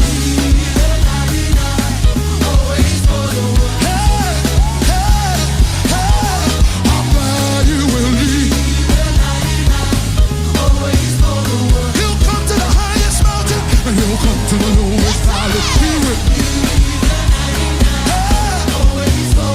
He'll come to the highest mountain, and he'll come to the lowest valley, he will.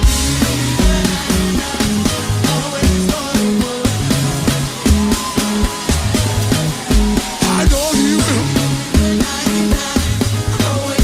Whatever it takes, whatever it takes, whatever it takes, whatever it takes. So glad you.